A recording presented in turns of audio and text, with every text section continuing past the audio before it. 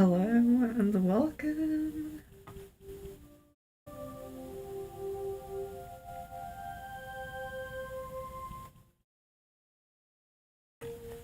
Blessings. Okay, I am live.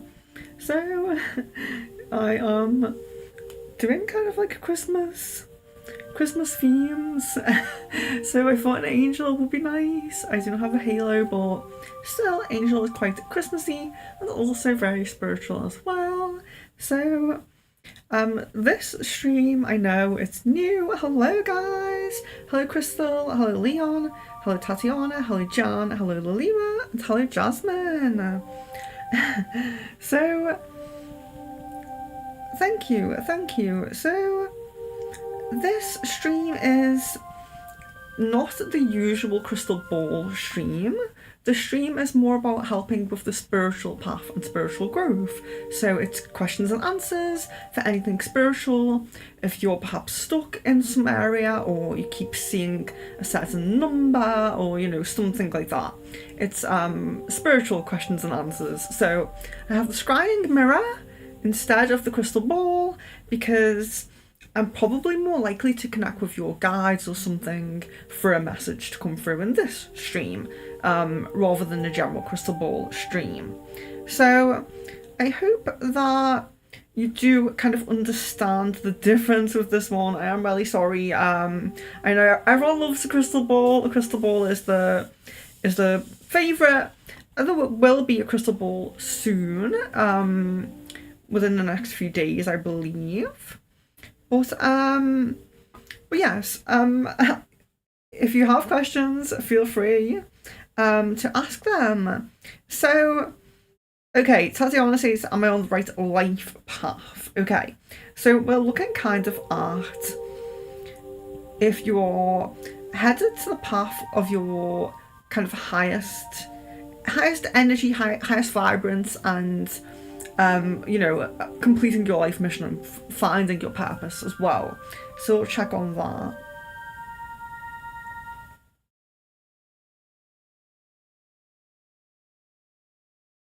So you're actually still shifting on this path.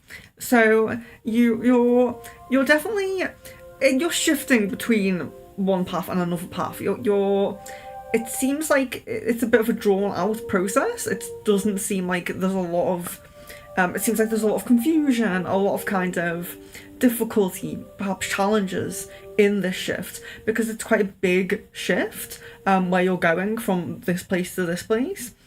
You're probably in the middle of this at the moment, feeling very confused that things are kind of not perhaps how you want them, or changing when you don't want them to, or something like that, or staying the same when you don't want them to.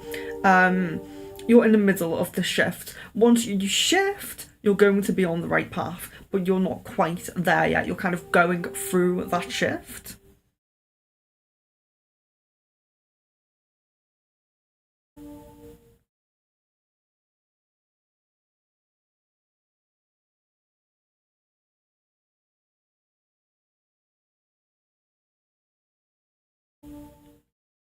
Okay, so life path and life purpose is very kind of, it is different for everyone, even though we do have kind of similar lessons here to learn.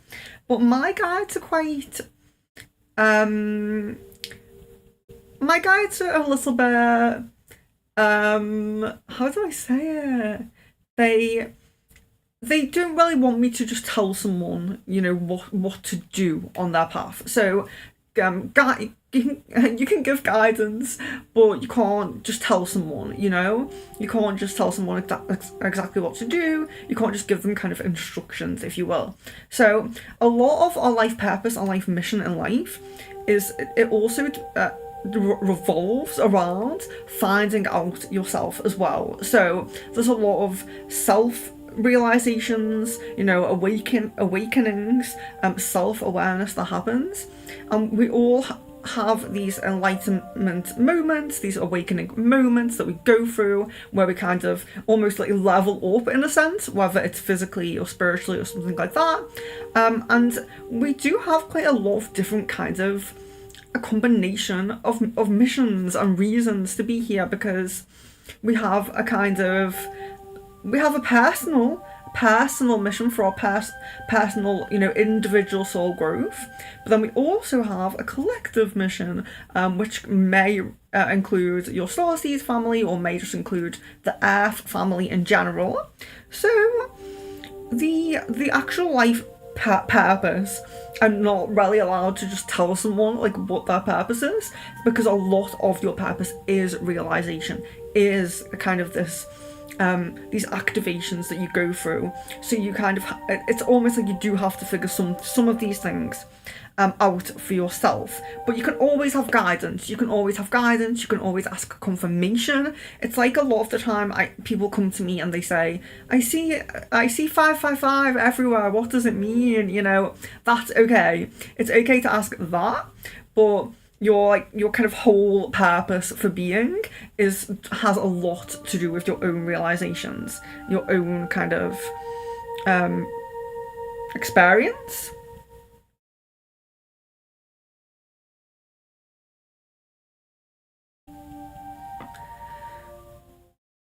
Oh yes, so I know it's kind of confusing because I'm always doing crystal ball, but I am trying to when I do specific sessions like this where it's like spiritual based, I want to kind of keep everything in its own lane, if you will. So crystal ball questions for when we have the crystal ball, and more the spiritual theme for this kind of stream.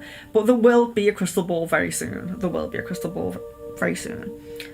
the next week. So let's see where we're up to here. So hello Luna, I feel like I haven't spoken to you in a while. John says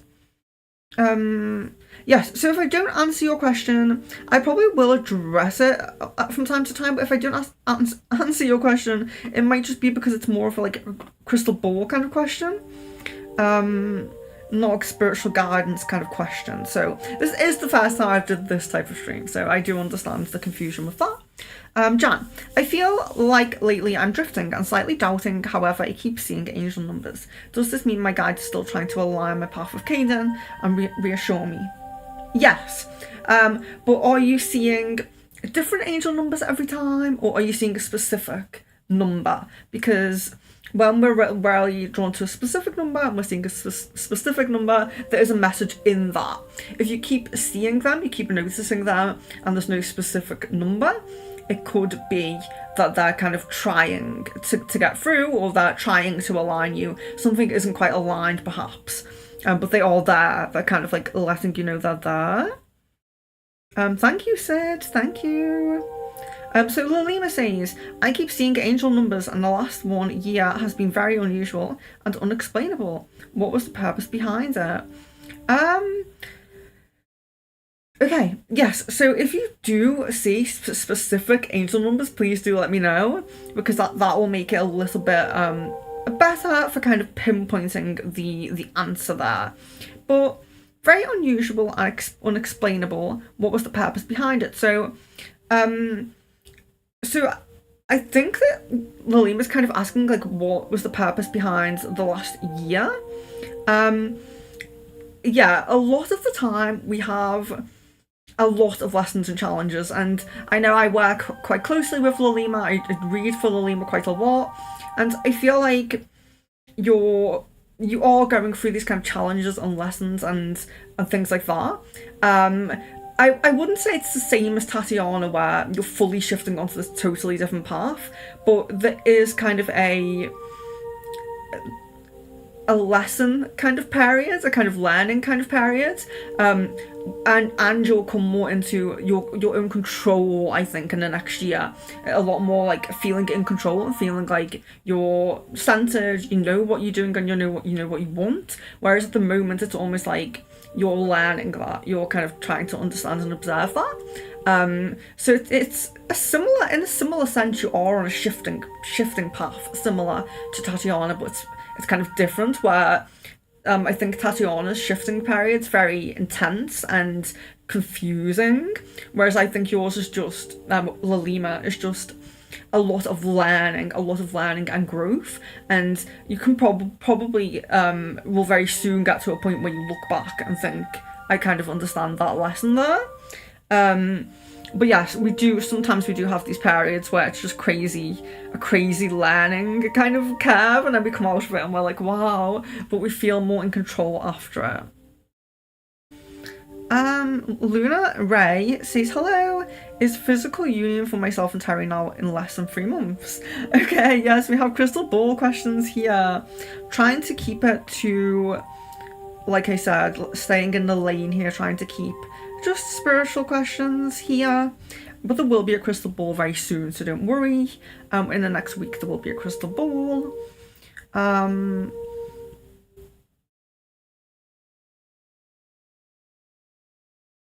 Yeah, I think that there's a lot of crystal ball questions.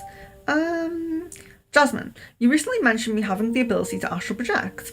I would never have noticed this because I don't see the way I do it in the sense that everyone talks about it. How can I harness it? Okay. Yes, so harnessing the astral projection.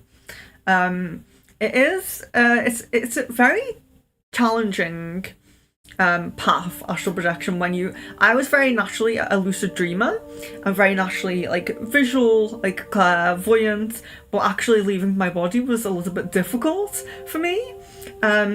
So my practice was always mind awake, body asleep, mind awake, body asleep. I would do meditations lay down or on your back. So lay down on your back in meditation. You can put music on if you like. And the idea is to allow your body to fall asleep, so your body to have that kind of numb, when it goes to sleep, but keep your mind awake. So it's very much about being in that stage just before falling asleep, but keeping your mind awake, and then you will be able to do it, basically. And there's many ways. If you're very visual, a lot of people will like imagine a ladder and they climb out of it. You can imagine rolling out of your body, whatever you kind of feel that you would do, my kind of astral body kind of like leaves through like kind of like my head kind of ear area.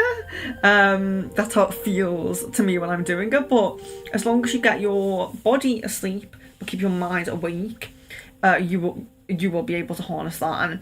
And definitely I also think finding the right kind of frequencies and meditations is very important. It was important to me, because when you're first like jumping into it, it's just like listen to any meditation that you can find.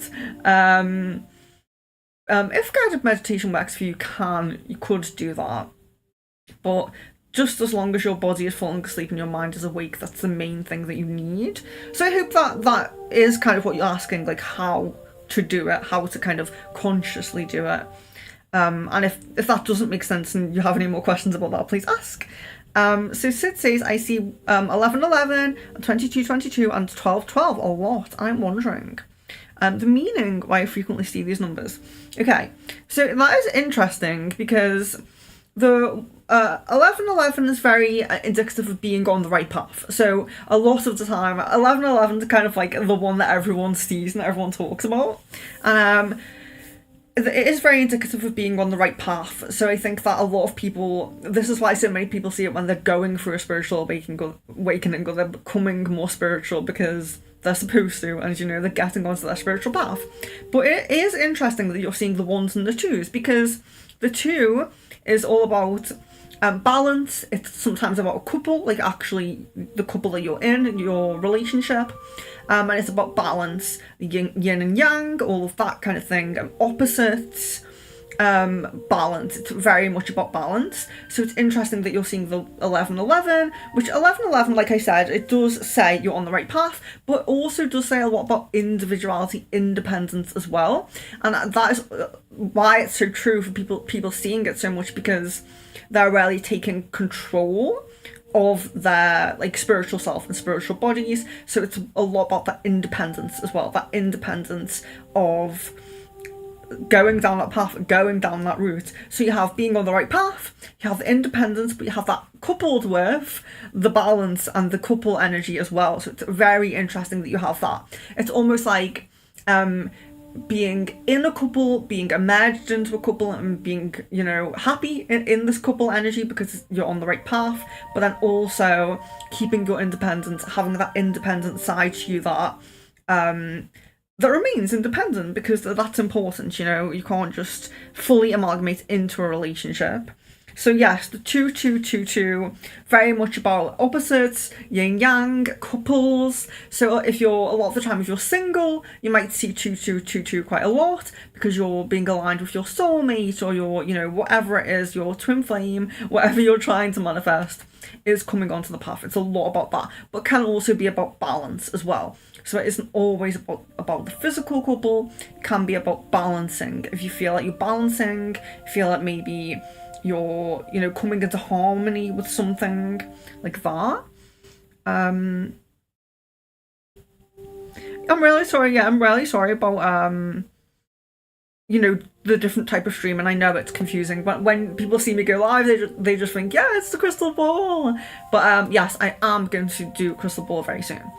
So, Lunar Ray, am I close to wish fulfillment with my spiritual path? I don't know if did I freeze then?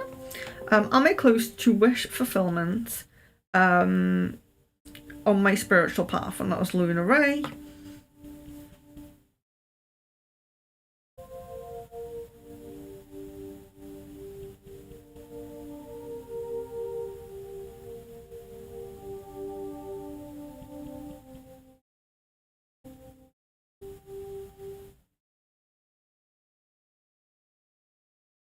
Yes, so it looks like your kind of like manifestation kind of energy, powerful kind of energy is vibrating, heightening, going on this kind of upward trajectory.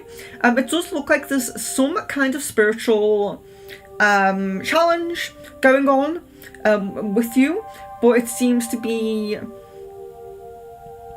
low.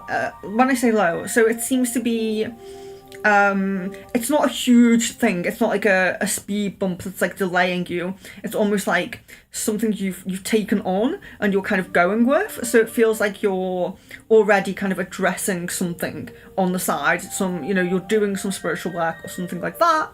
You have this little thing at the side here where it's like growth. You're growing a little bit, and it's a little bit of a kind of a challenge in a spiritual sense, but it's not a delay or a block. It does really look like you're coming in to a kind of harmony, and you're I would say like manifestation energy, because that's how I see it, like that magnetic energy where you begin to draw the things in that you want is heightening. It's like on this upward trajectory. So I don't know if you're doing this work consciously or subconsciously, but I can definitely see that. And that was Lunar Ray. Jan, I've been seeing a lot of okay, so 11-11, 12-12, 2-2-2, and 1-1-1. We spoke about that. So Jan, do let me know if you didn't see it. I know a lot of people are commenting whilst I'm talking, so don't worry about that. But if you do want me to repeat about a certain number, I'm happy to do that. But 5555, or 555, sorry.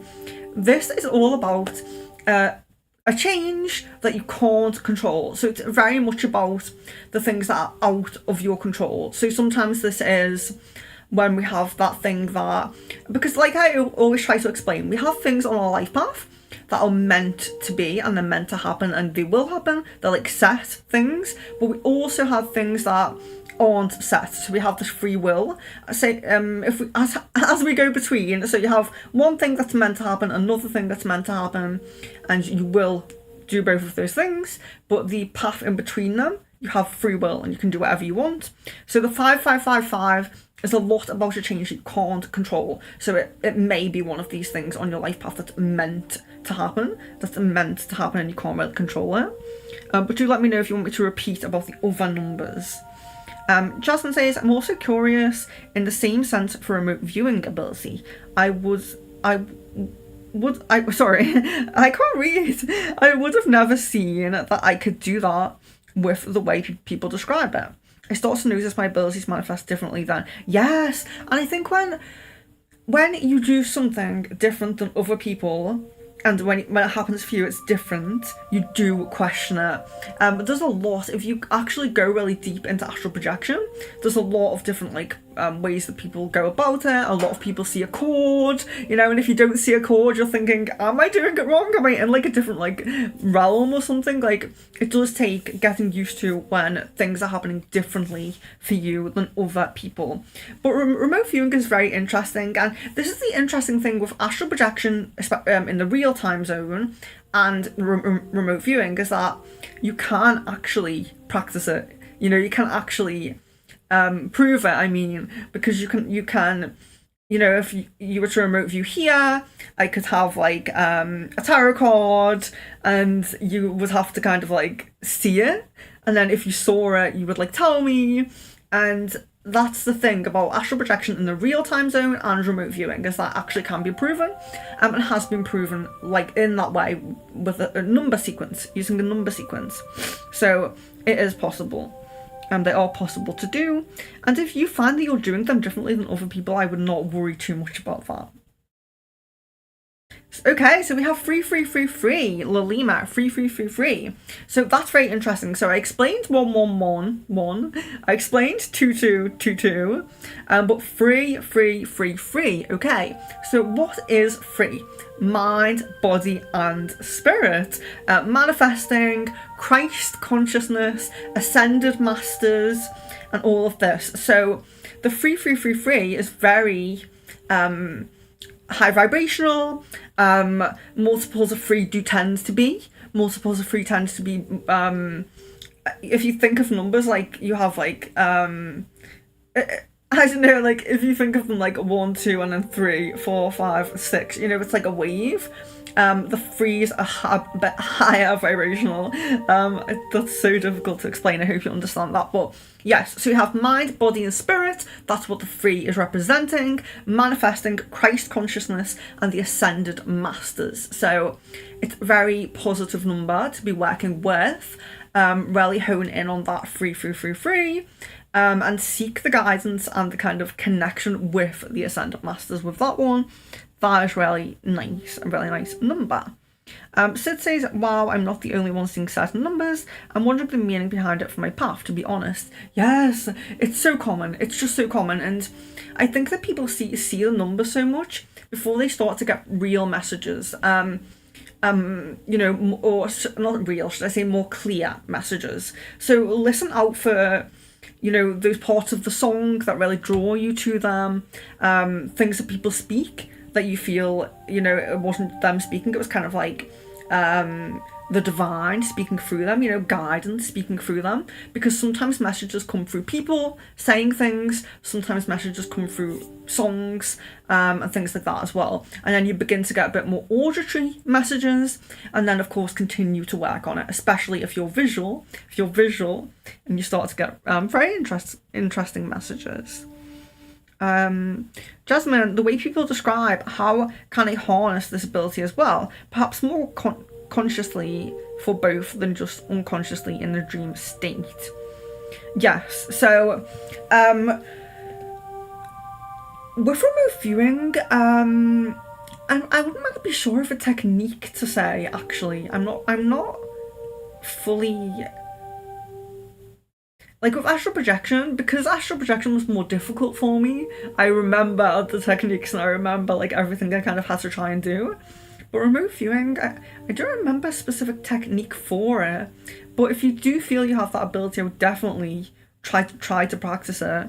But yes, definitely getting in control in between the sleep and the wake state. So being in control in that state is really what you need to work on at the moment. So consciously meditating before you go to sleep, try to picture and remember that moment just as you're drifting off, you know? You need to really be in that in-between state. It has a lot to do with the brain waves that we have and all of that. And of course, you can get messages in the dream space, but if you're leaning more to astral projection and remote viewing, playing with that in-between state instead of the other side of it, which would be lucid dreaming, trying to become conscious while you're in the dream, maybe a little bit more difficult for some people.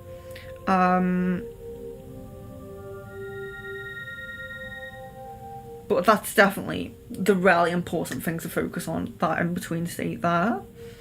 Lalima, why do some people have spiritual or incomprehensible experiences? Is it true such experiences are only after a bad phase? How do I enhance my spiritual abilities and differentiate between intuition or guides talking to me versus my mind? Yes, this is interesting and important. So first, when Lalima says, why do only some people have spiritual experience? And she says, is it true such experiences are only after a bad phase? This is common, and it's interesting because people, a lot of the time when people go down the wrong path, because they're not, you guys are naturally gravitating to the spiritual path, and a lot of you, before you've had any kind of like what you might think like a bad phase, but when people really stray from their path and they're like so far away, they're ignoring their guides, they're, you know, behaving like terribly, and they're really like far away from their path, sometimes divine intervention is needed, and sometimes a big spiritual experience is needed to shift them back onto that path. If you're not doing that, if you're kind of more aligned to your path already, you don't necessarily need that, which is why then we have to fine-tune our abilities, like the next question says. Like she says here, how do I enhance my spiritual abilities? Differentiate between intuition, guides talking to me, and my mind. Yes, it's very important to differentiate these. So, intuition. So I think the important thing with intuition really is what we really need to do is differentiate it between intuition and our kind of paranoia and worry, because a lot of the time intuition is there to stop us from doing something that eventually is dangerous, eventually causes harm. You know, a lot of people have intuition not to get in a car, not to do, you know, something like that, because there's a crash, and eventually there's a crash on that journey. So I think intuition, it's really kind of, it's in a sense kind of like about releasing fear, releasing paranoia. I'm not saying that you're paranoid, but I think that we really get like that. We start to not trust our intuition because we have a lot of worries. So there is a lot of work to be done on releasing worries and things like that, to fully just have your intuition. You know, you need to kind of be in a more relaxed state and a more positive state where you're not worrying so much, and that's very easy to say and perhaps not as easy to do, but we can practice that. We can practice calmness, we can practice, you know, acceptance, we can practice all of those things. I think intuition, we will do intuition tests on here, which we are doing, and you may see that we have one scheduled tomorrow. We have an intuition test and meditation. So what we're going to do tomorrow is a third eye meditation. So we're going to begin, it's going to be a bit different. I'll have some instruments. We will do, you know, a third eye meditation. And then after that, when we're all relaxed and we're kind of, we will have focused on our third eye, we're then going to do a series of intuition tests. So I will try to help with the intuition in that way, and perhaps we can do that regularly. So the intuition tests will have 3 different things. So we'll have colours, which I might have like crystals, or like I did last time I did candles, but a lot of them didn't show up on the green screen. But we'll have like crystals, and you like kind of like guess the colour or guess something like that, you know. And then we're going to do tarot cards. So we're going to have intuition on tarot, and we'll just have the major arcana, and we'll do a intuition test with them. And then we're also going to do element intuition, which is quite an easy one because there are only 4 elements, of course, and we'll be using chimes, and the chimes represent the element, and your intuition will guide you to which element the chime represents, basically. So we will really work on tuning in and enhancing your intuition. If you want to keep doing that, we can do that one of these every month, every maybe week, even if we can fit them in every week. And really kind of try to enhance the intuition. We'll mix up the tests every now and then, and we will just work on it and try to fine tune it, you know, proactively try to fine tune it, instead of me like telling you guys to like go away and do these meditations and all of that. We just do them together. And so I think that intuition we will definitely work on. Guides talking to me versus my mind. Yes, so I think with the guides talking to you versus your mind, you could begin with a pendulum, perhaps. Something kind of simple that gives a kind of yes or no, you know, and kind of like tune in to it. You do have to tune into these things. So if you get a pendulum, if you get anything that's giving you a yes or no answer, tune it. So first you ask 3 questions. Well, you ask questions that you know the answer to. So my name is Venus, blah, blah, blah, blah, blah, blah, is my name Venus, you know, and when you get 3 correct answers in a row, you have tuned in the pendulum or your whatever the instrument is that you're using, and you can ask, was this my guide, was this my mind? You can do that with a pendulum. A pendulum is quite an easy way to do that. You can also do this with a coin. I have this, I will show you if I can get it. Just bear with me.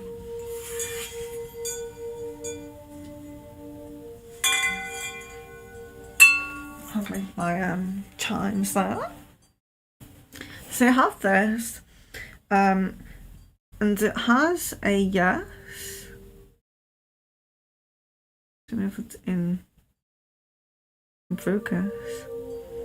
And then it also has, you know, there. And you can use something as simple as this, but you do have to tune it in. So you have to focus your energy into it. You have to really, you know, be connected to it. And you do have to ask questions that you already know the answer to. When it gets the questions right 3 times in a row, it is tuned in, and then you can ask. I would tune into it every single time I use it.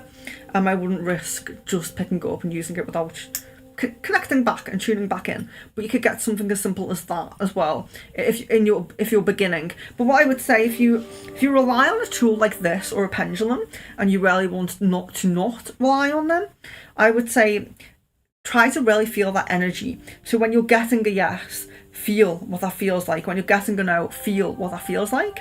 And eventually you will know without the coin, because you will get the feeling that you had. So it is very much about feelings, energies, being very, very relaxed and noticing all of the different feelings and energies that come through.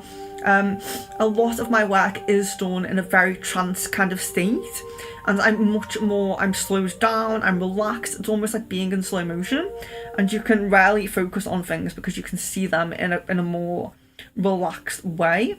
You can see little subtle energies that or feel little subtle energies that you didn't quite feel when you were just normal, consciously like this, you know. So really, really tune in. Hello, Miss Venus. Hello. Jan says, I like how we're talking about angel numbers, and I looked up right now to check the time and it's 11:11. Wow. Well, it's definitely not 11:11 here. It's 5:15. So, yeah, I'm glad that a lot of you can make it, and that is like a hopefully not too bad time, a reasonable time for you guys. I would be interested to know who's going to come on to the intuition test tomorrow, if you can test. If you're having a test, you have homework. Sid says she did freeze at one point and it buffered. Yes, I saw that. Jasmine, yes, I get it about the astral projection. Maybe I could set the intention for my mind to be awake while my body is asleep. I tend to fall asleep during attempting to meditate, but it's like I wake right. Yes, so you will, I think, as well, because when I was first practicing, so like I said, I was very natural lucid dreamer, not natural astral projector, and I did have to practice a lot with that. And when I did the meditations, I did fall asleep quite a lot of the time. I think you have to find the right frequencies. I actually like third eye, crown, and sacral frequencies together, which may be kind of strange. I'm not. You would think just third eye and crown would be fine, but for some reason, a bit of sacral energy as well kind of helped my exiting my body. But yes, I fell asleep quite a few times when I was practicing, and sometimes I would have a week where it was crazy. I was doing so well, and then the next week it would be like I was back to square one. So I do feel like that kind of progress with astral projection, it's not always a straight line or you know, upward. Sometimes it is a bit wavy. But around Christmas time, so around this time, around like December, beginning of January, I astral project so much more. It's so strong for me.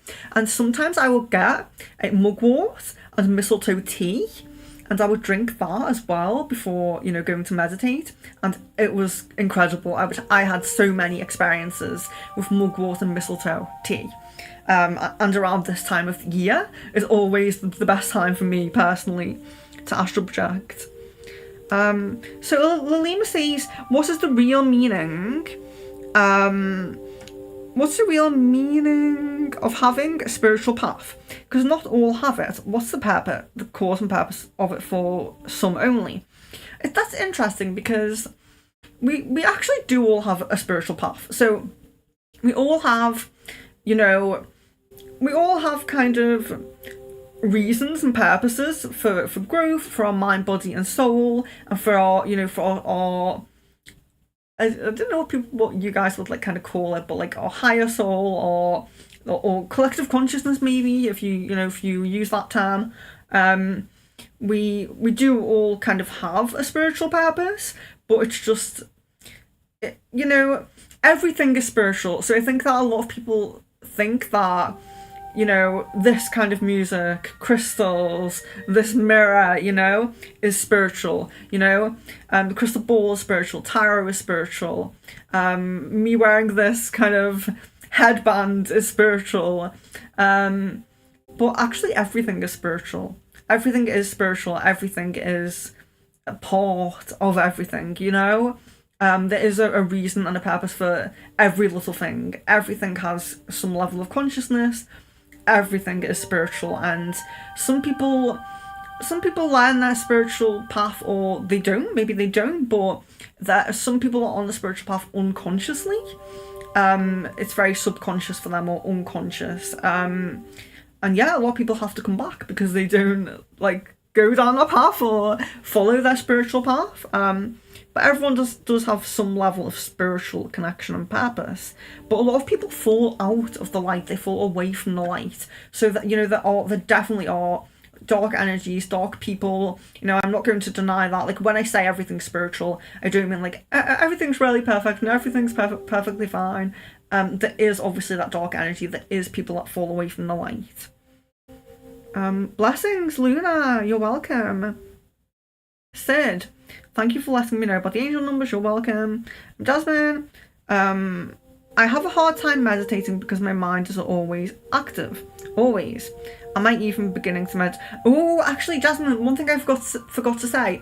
When I was doing the meditations in, like, laid down for astral projection, I would have a mantra sometimes, and I would say, mind awake, body asleep. Mind awake, body asleep. It's just a really simple one-thought meditation because it keeps your mind awake because you're doing the mantra. But if you do start to drift off, your mind starts to go elsewhere. What am I doing tomorrow? Did I lock the door or something? Whatever you might think about. Just keep bringing yourself back to that mantra. I think that one thought meditation is such a powerful thing. It's so simple, you know, it's just one phrase, and it can be anything. It doesn't have to relate to astral projection, but it's so powerful because it gives you something every time you drift off to come back to, rather than trying to clear your mind. So many people try to clear their mind, and then it's just so difficult because it keeps drifting off. But with one thought meditation, you just have one thing to keep bringing your attention back to, and it's also keeping your mind awake. But let's ask this question. Is Jasmine beginning to meditate properly? Okay.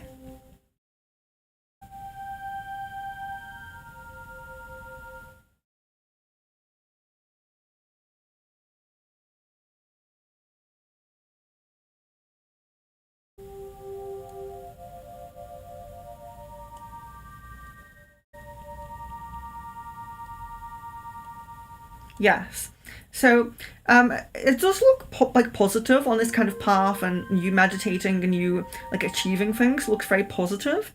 And we just took a moment there, kind of feeling your like angel guides there come through, which was very nice. But yeah, and interestingly, the music went off as well when she came through. But yes, so you are beginning to meditate properly. You are, you're putting effort in. You're focusing on your consciousness, on your energy, and that will progress. That will progress. Sid says, I see free sometimes. Wonderful. So mind, body, and spirit. Really, I would say like really focus on that when that comes through. Like really, open up. I always say, like, if something positive comes to me, like I feel I'm doing something like this and I feel one of your guides and they're a positive guide, and they wanted to just be there, they don't have a specific message but they just want to be there. I just open up, like I just allow myself to open up to anything that's positive. So when you're seeing free or you're seeing a positive angel number, just open up to it, accept it, open up to that energy. That's what I would say.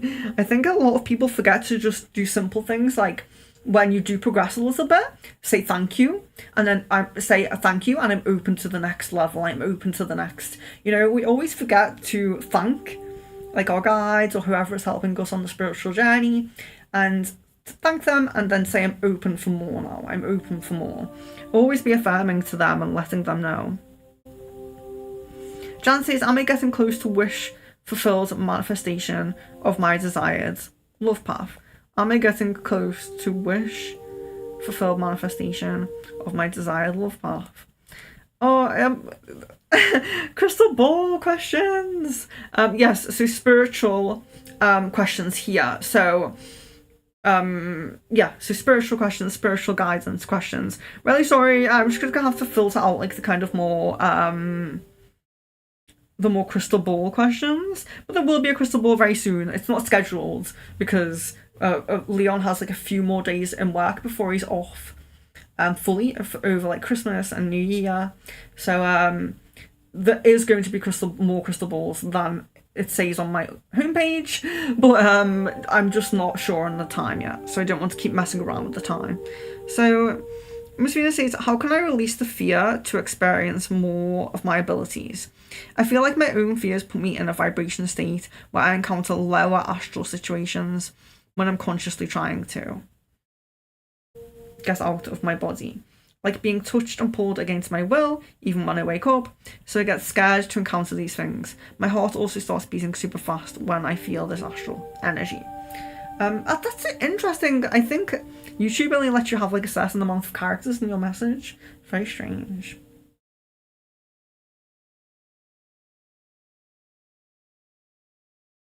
Okay, so I'm seeing two different things. So you do have a challenge in the astral. You have a challenge. You have something to overcome. So yeah, I'm feeling this like entity, energy, kind of darker, that kind of energy there. You have a challenge to overcome.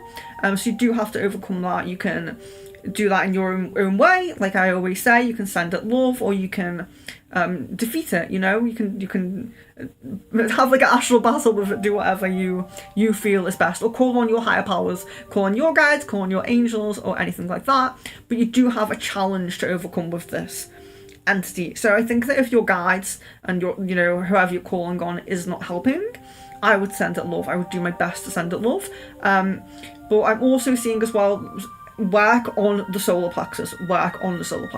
So it isn't like you have a specific block or like a dense energy, but it seems to be a kind of area that gets a bit lower in energy, so it might go a bit slow, the energy might move a bit slow. It's not stuck, it is flowing, but it's slow, and this is anxiety, fears, and all of that.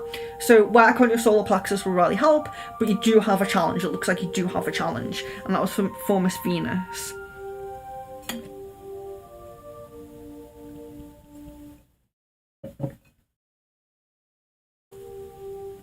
Jan says, how do I take my power back with lucid dreams? Lately they're all worry or fear-based for my manifestation. I wake up with anxiety because of these dreams. Are you lucid dreaming? Are you consciously aware that you're dreaming in the dream? I'm just wondering, because a lucid dream is where you know you're dreaming and you can kind of control it. So it doesn't really sound like you are having a lucid dream, because you will be able to control it if you were. And that may be the issue. You may need to control it, you know? Because we do, in lucid dreams, sometimes we do play out negative scenarios, play out things we're worried about to get more used to them and to kind of have some practice with them so they're not as scary when they kind of happen. So you can do that in lucid dreaming, but in lucid dreaming you're very in control. You can control the dream, you can change the scenario, you can change the people. So it doesn't really sound like a lucid dream. But yeah, it does sound like you need to take your power back, of course, absolutely. I do agree with that. So again, anxiety again is very solar plexus based. Obviously this is a dream, so we do have third eye based there as well. But yes, so releasing anxiety and fears that coming up in dreams. I would like to know about the lucid part of that. Just in case it's like you actually do lucid dream as in control, but you have a block, or you just it's not actually lucid, maybe it's a vivid dream.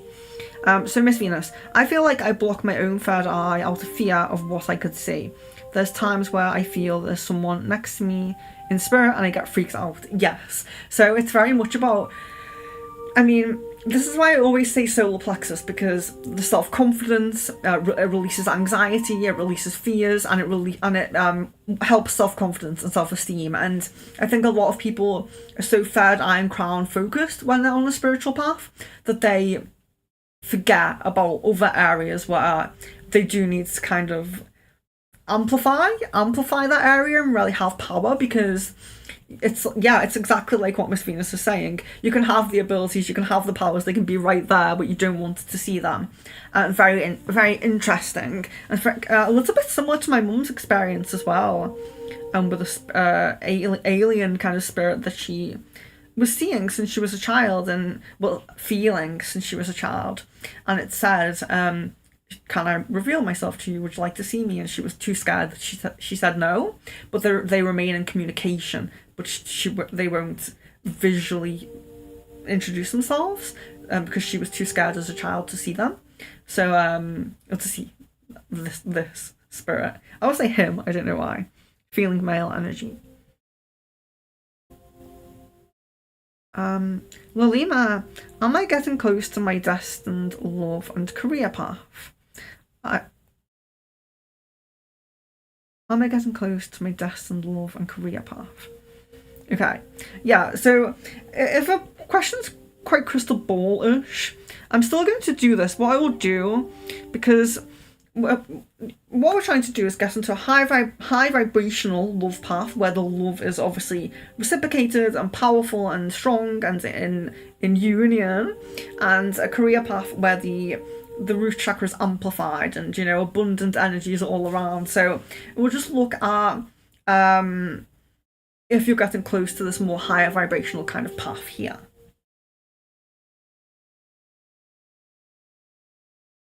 Yeah, so this is for Lalima, of course, Lalima's question, but it does look like it looks like next year is kind of going to be a more pivotal point. So you've had a bit of confusion, you've had a bit of learning, you've had a bit of uncertainty, I would say, in the past year. Coming into this year, there's still a little bit of that because you are having this shift, like I mentioned, quite similar to Tatiana, but not as strong.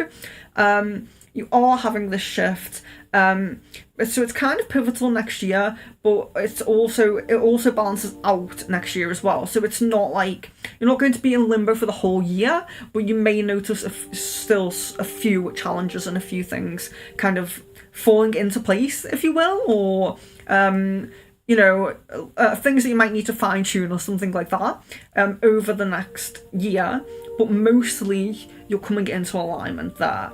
Just a few kind of things to tweak, I would say. Not quite as perhaps confusing as the last maybe 6 months, should we say. So Jasmine says, I'd love regular streams on fine-tuning intuition, which yes, I would too. I think it's going to be really fun. I'm really looking forward to that. Sid says, am I getting through my healing period? So Sid, and Sid's healing period.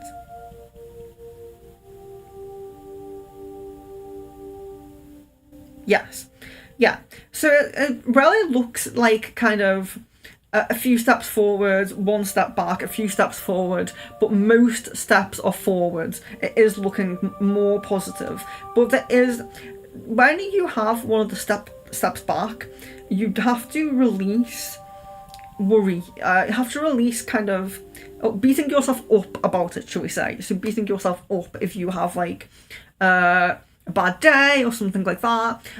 This comes up so much, you know, guys. It comes up so much that a lot of the time it's about self-confidence, it's about releasing anxiety, it's about being kind to yourself, you know. So yeah, but yes, Sid, you are getting through it. I really chat on, don't I? So Lilima, a few days back for a period, had a feeling that I'm actually communicating smoothly with my guides. Did it actually happen? Okay. A few days back for a period, had a feeling that I'm actually communicating smoothly with my guides. Lilima. Yes.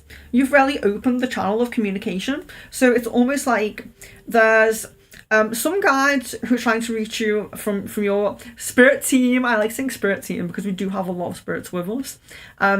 You've balanced your third eye crown area connection and throat, so kind of opened your throat line of communication to them. So it does seem like positive progression on your side there. So yes, I think it's a lot about write down the experiences you're having, journal them, and, you know, do this, feel into this intuition, feel into what is them and what is in your mind, you know what I'm saying? But we will do those intuition tests. Hello, Kevin. Hello. Miss Venus. Also, for the past couple of weeks, I've been seeing so clearly big purple orbs close to me, and even blue flashing lights directly in front of me. Is the colour meaning something specific? Okay.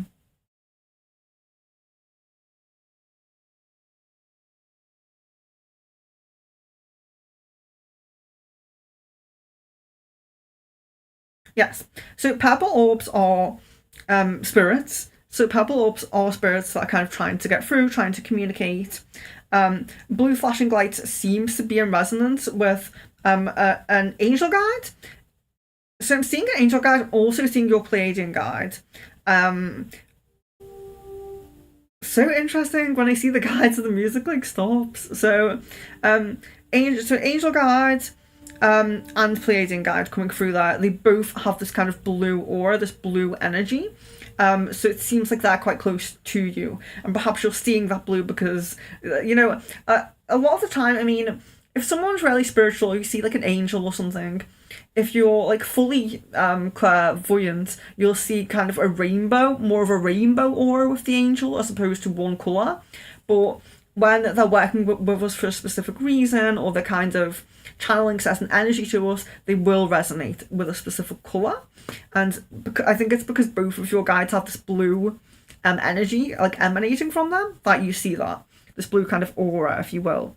But yes, the purple orbs are spirits trying to get through. They're not all spirits connected to you. So it's they're spirits. Some of them are spirits, but they know that you could potentially see them and communicate with them, basically. So they're like kind of trying to get through. But they're not all your spirit guides, if that makes sense. The purple ones.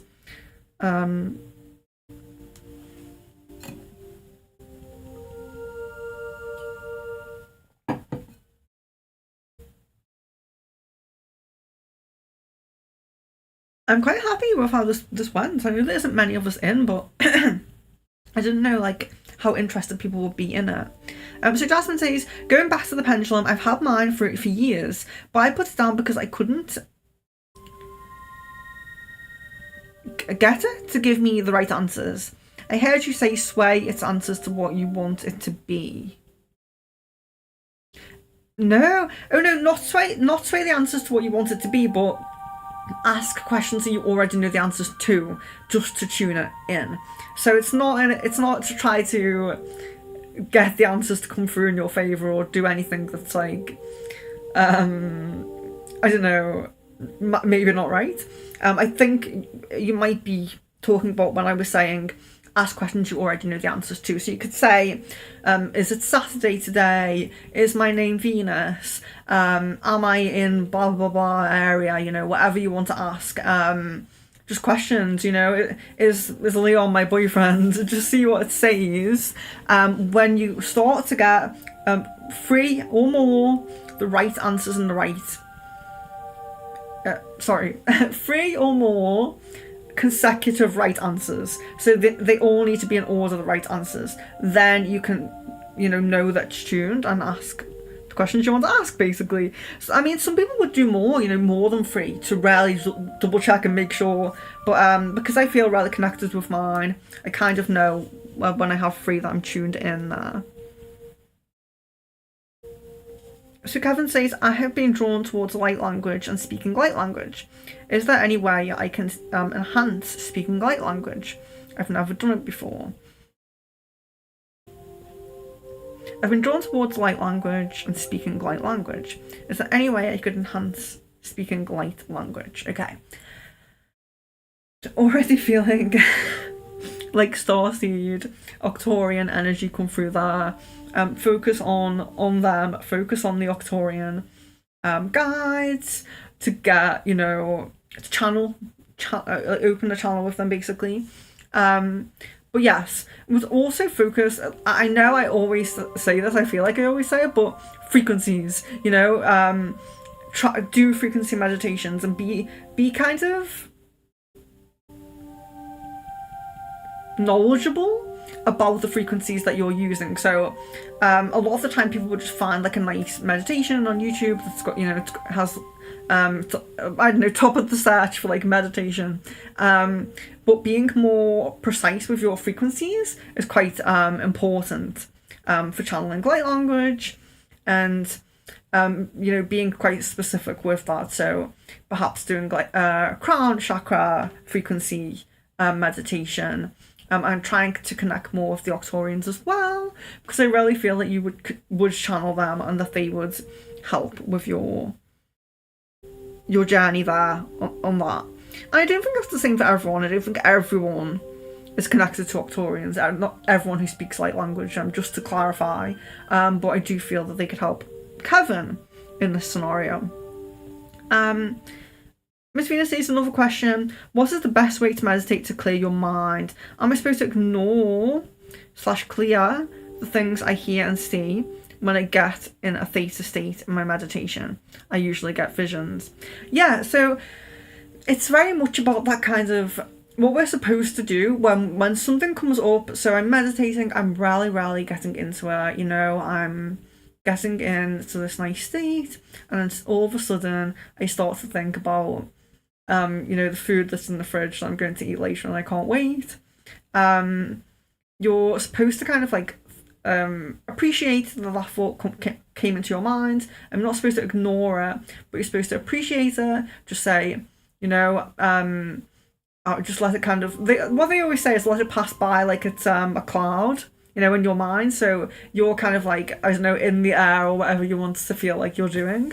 And the thoughts, these are just these clouds that pass you by. So they're there, they pass you by, but you just don't focus on them, you don't hone in on them, you don't start a whole thought process with them. You kind of appreciate that they're there, and then you just let them pass by like a cloud. You know, set the intention to let them pass by.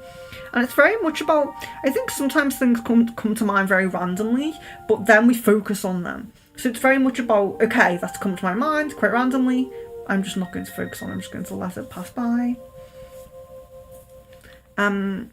with that, I didn't really struggle very much, but I honestly, I did struggle with astral projection when I first tried. Hello, meat.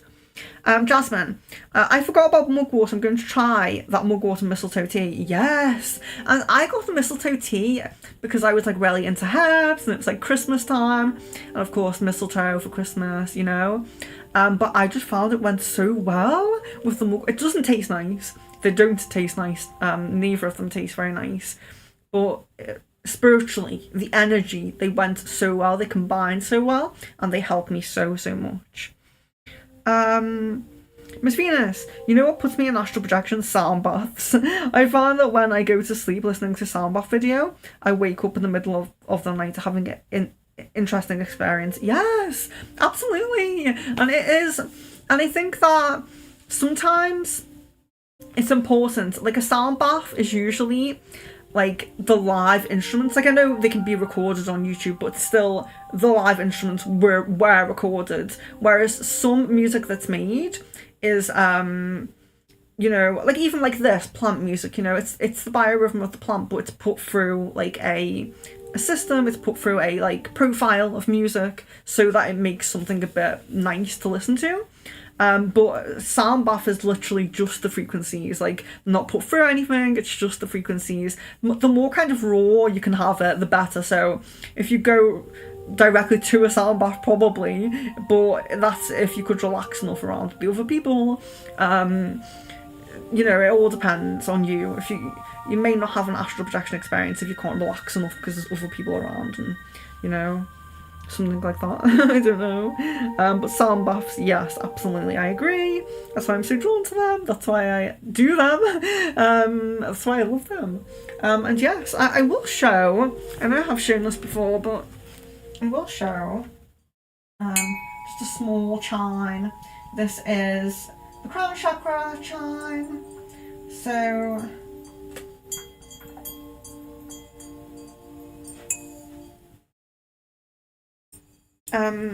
this is the crown chakra chime, and if you can see, if it can get in shot away from the light, maybe it has light language on it, so that's channeled light language, and a lot of my chimes have that on.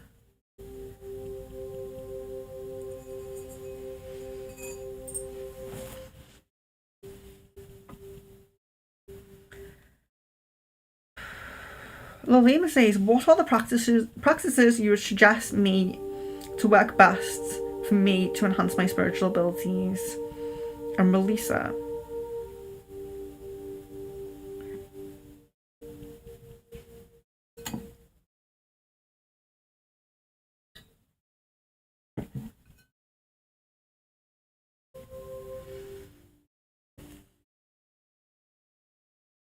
Okay. Just bear with me 1 second.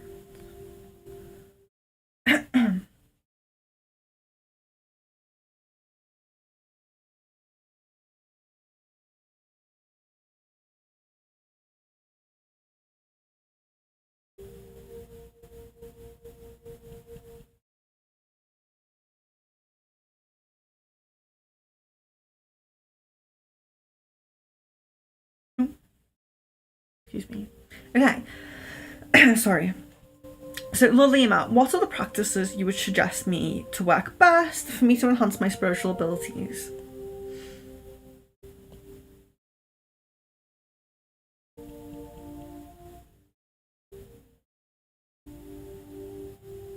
Okay.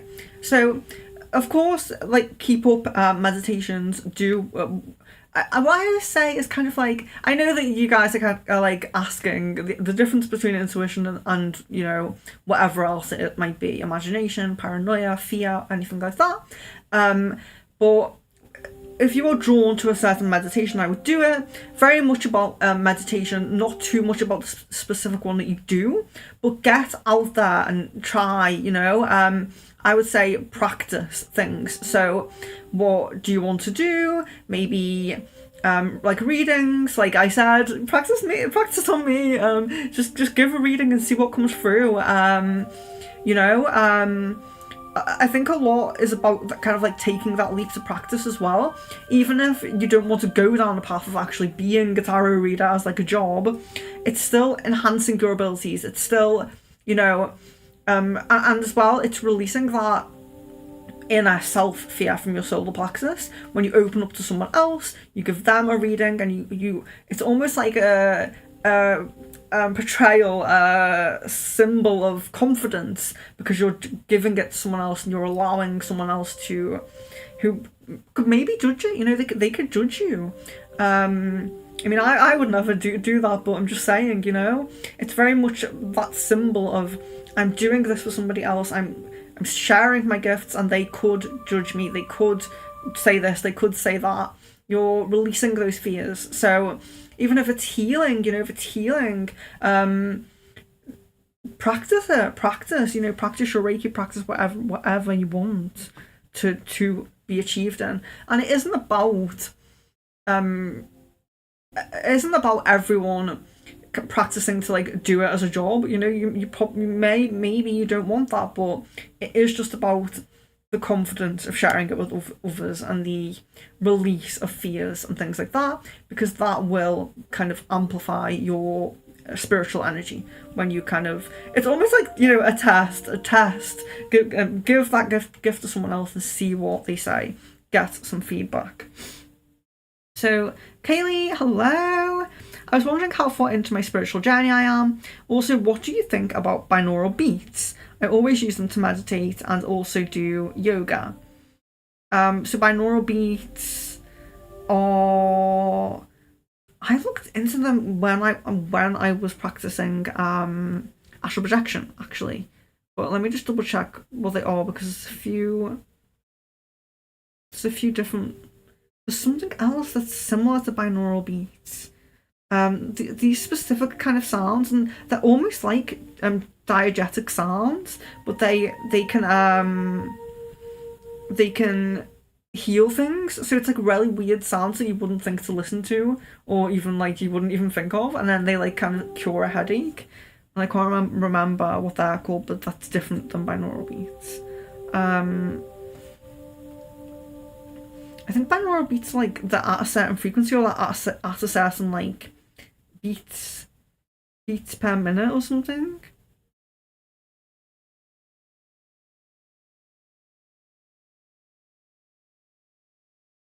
Or they're at a certain hertz.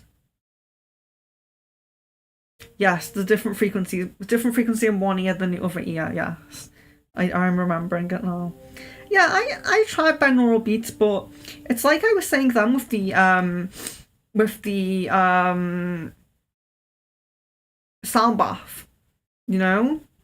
Sound bath's just so much more like raw.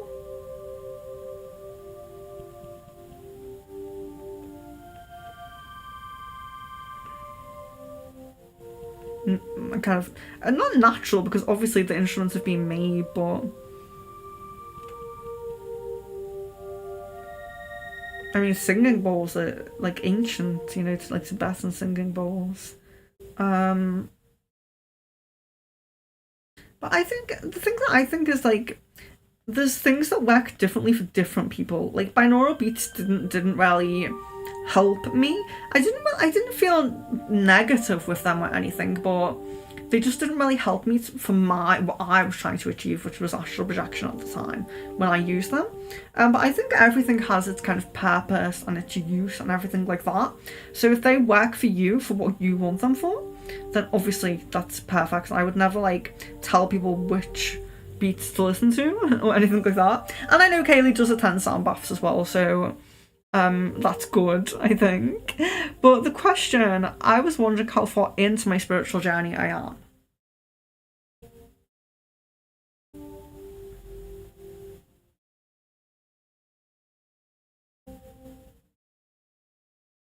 Yeah, so it's interesting because our spiritual journey does, of course, last our whole life. But I know, like what you guys mean when you say that. You're kind of talking about the point that you get to when you're kind of, I I suppose, understand more. You understand more. Your eye, you know, your third eye is open more and all of that. I do understand the question and what you're trying to get at.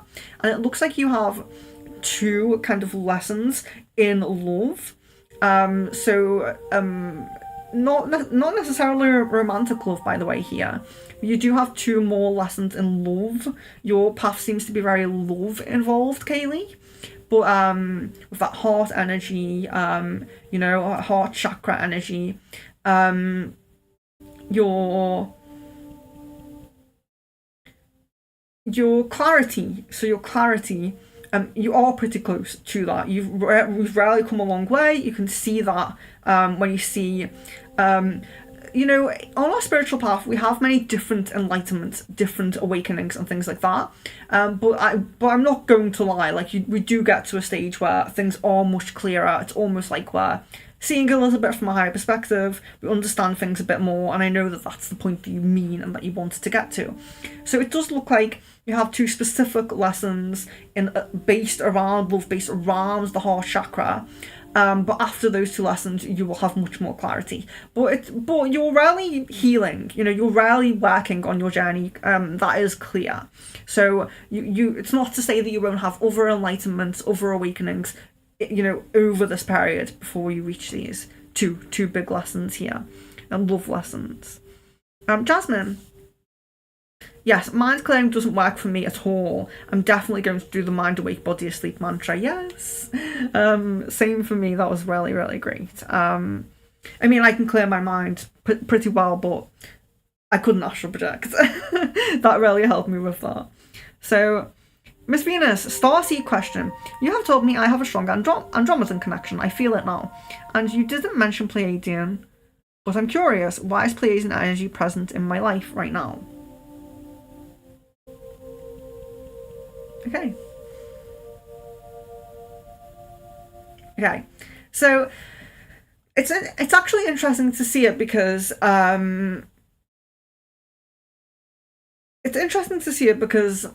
I try to see things from, of course, as you guys probably know, you know, where time isn't linear everywhere.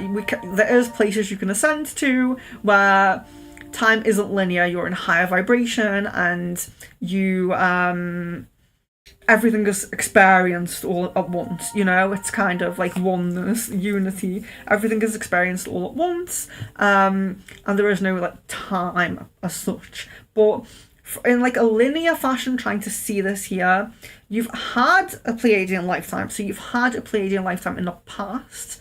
You know, if you were to put it on like a linear line, you've had a Pleiadian lifetime in the past, and you do have a Pleiadian guide. You're here on Earth now. You may or may not have a few cycles here, but you do have a future lifetime in Andromeda. So yes, so you have Pleiadian in the past and Andromeda in the future. That's where you're going to. So I hope that makes a bit of sense. Jasmine, what do you think about always being open to the spirit world? I was told to close the connection down after communication with spirits, but I enjoy being open at all times. I say protection codes daily. I think it depends. It depends on your work, you know, because when I was younger and I did work in a kind of like a health food store, when I was open and when I didn't close myself properly, didn't close my energy off, I would see the spirits of people's past loved ones and things like that. They would like come to me and ask like a question, and I would like blink and I would see like the old man there, and there would be like this energy who would be telling me things like the favourite thing he used to like to eat and things like that, because they want you to relay the message to this person. But of course I couldn't do that. I was in a job. I couldn't like give someone a reading or channeling, you know, because it's not professional to do that. And you know, people should come to you for a reading. You shouldn't go to them and just give them a reading. So yes, so I find it easier to be closed down when I'm in public, and I go to places I meet with people and they'll say like, oh, if you pick anything up on me, tell me. But I'll be like, I'm really closed down right now. I'm actually really closed down because of how much I can pick up. But if you're happy to be open and you're perhaps not in that kind of scenario where you're at work for so many hours of the day, if you're happy to be open, as long as you're protecting yourself, I do think that's okay if that's your state that you like to be in. And I'll do that sometimes. I will do that if I'm like walking in the forest or, walking in nature somewhere. But I just won't do it when I'm surrounded by a lot of public.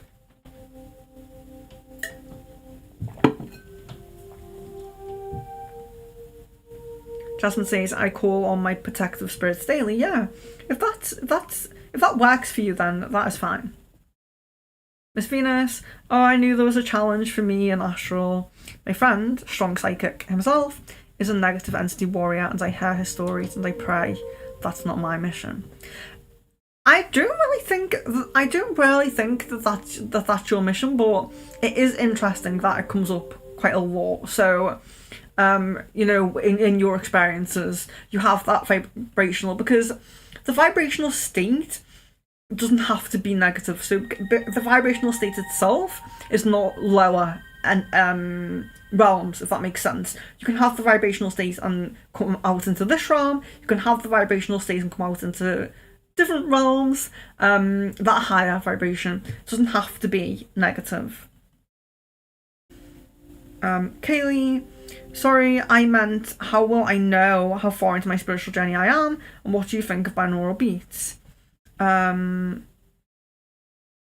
yeah, so I answered the binaural beats. Did I not answer the question? Oh, how will you know how far into the spiritual journey I am? I think the main thing is kind of to accept that everything is spiritual and that our journey is, in human life. It's interesting because sometimes, even when you really shouldn't tune into your gift, you do it as a job, you get to this stage where you're constantly using your gift, so you really hone in on them, there will still be things that you can't quite do. So I worked during COVID times. I did work with someone who died, who passed over at that time, and what happened, I was doing Reiki very regularly on this person, and then in the end, in the last few sessions that I was doing, there was just tons of angels, and I was just surrounded by angels, and I had the feeling that this person was going to pass, but I wasn't explicitly told that, as most messages that I get come through very clearly, but this was like, there was just tons of angels, and it happened a few times where I won't be told specifically if the person's passed or not, or is passing, but it's like I get a hint because I can pick up on all those angels and all those guides around them, much more than a normal session, where you probably pick up on someone's like closest angel guide. These are very different, but I don't get an exact message about the person passing, and I think that that's kind of a proof that even when you do this daily, you hone in on it, there still might be things that you can't quite do or you can't quite access. So the spiritual journey, in my opinion, is a lifetime journey. Human life is, if you get like kind of technical and scientific with it, we only see so much of the light spectrum. We only hear so much of the sound spectrum. If we can't see the whole light spectrum and we can't hear the whole sound spectrum, we cannot fully understand everything. We can't. It's just, would just be kind of impossible to completely come to this kind of understanding and knowledge about everything in this physical body, in this physical lifetime. You can do your best on your spiritual path, and you can ascend as high as you possibly can here, but you will have somewhere else to go that's higher, that has more to it, basically. Or when I say more to it, I just mean you're more connected to everything, and it's a bit easier. I don't know how to say it, but yes, I really believe that the spiritual journey is a lifetime journey. We go through many awakenings, many enlightenments. Miss Venus, oh my god, I say oh my gosh. Your mum and I are very similar. I wonder if we lived some of the same experiences. What is her sun and moon sign? She's a Virgo. I don't remember the rest of her chart off the top of my head, but it is somewhere in my phone here. I have it kind of saved. Unfortunately, I can't click. I wish I could. The other device is really good, but I can't see chat with it, so I actually can't come out of the YouTube chat at the moment. But I will find that out. But she's Virgo anyway.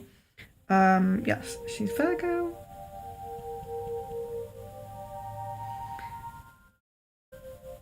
Oh, does she have Scorpio energy? I will check it. I will definitely check the chart as soon as I can.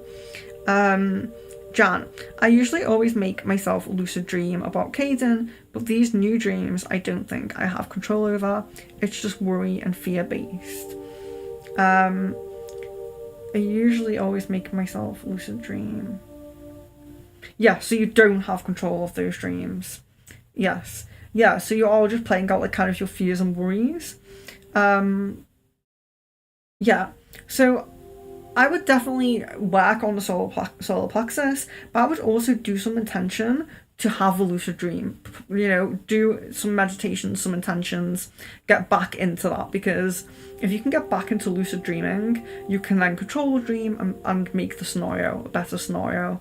But you do need, you know, there's always a reason for everything. And the reason why you're having these dreams is because you're playing out all of your fears, your anxieties, and your worries.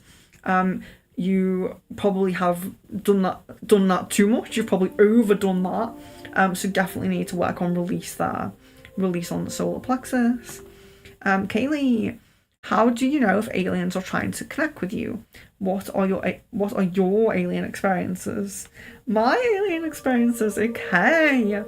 So, how do you know if aliens are trying to connect with you? So, I suppose it would be difficult if you were not clairvoyant. So if you don't have the visual sense, if you don't have the third eye sense, or you're not being given a direct auditory message, it would be more difficult. So that is why I feel that we should tune in those abilities. If you have clairvoyance, really tune it in. If you have clairaudience, really tune it in, because then you're going to get more clear messages. But I think as well, if you're having these communications, however they come through, it is important to, like I said, perhaps confirm with some kind of divination. Pendulum, you know, I showed my queen as well. You can just do things like that just to confirm. So if you really feel deeply in your intuition that you just got a message and it was from your Octorian guide and it said this, just get confirmation from some divination, from a pendulum, from a queen, you know, just make sure you're tuning it, but just get confirmation of it. And then you'll feel more sure. You know, that's another way, is every time you get a message, every time you kind of feel that you've got a message, see if you get confirmation. And again, if it says no, if the confirmation says no, that wasn't a message, that was like imagination or something, try to get a feel for that. How different did that feel to the other message that was from them? You know, how did it feel?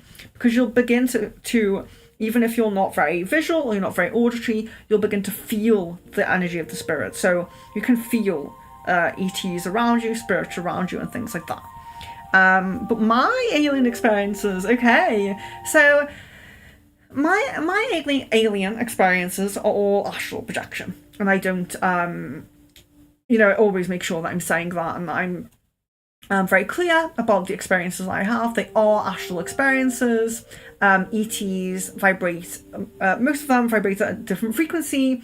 That's why sometimes they can be in the sky above you and you will not see them because their ship is vibrating at a different frequency. Has to slow down to come into our density, has to kind of slow its vibration down, I think would be the right term.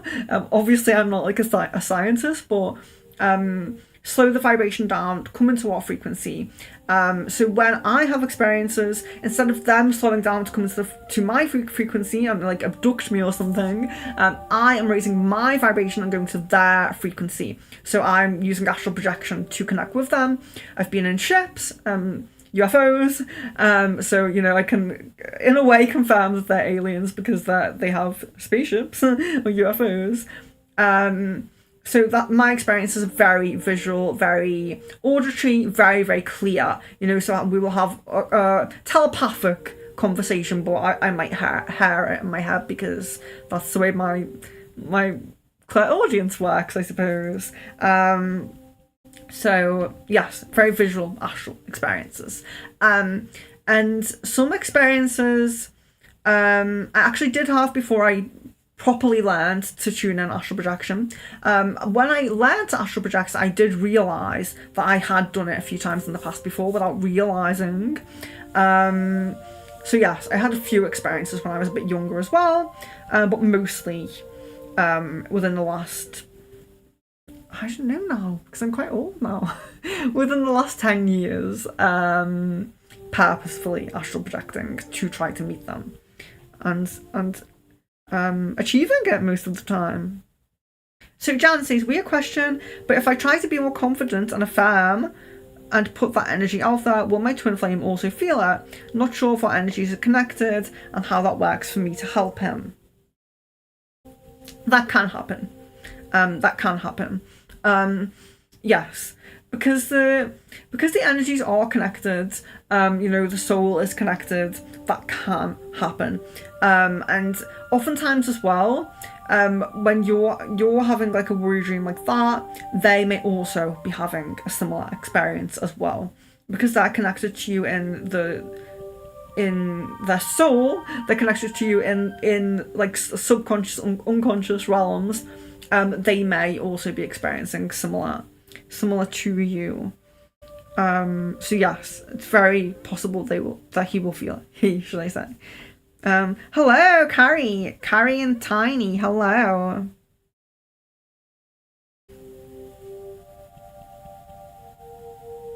I'm just going to do my checking in because I didn't realise so many people would come in to the stream, to be honest. I don't know, it's not too bad actually. Yes, if you're new, sorry, I get so carried away in the questions. If you're new, today is just spiritual questions and answers. But if you're here for Crystal Ball, which I know a lot of people are, one of those will be up very soon. Within the next week, we'll have a Crystal Ball.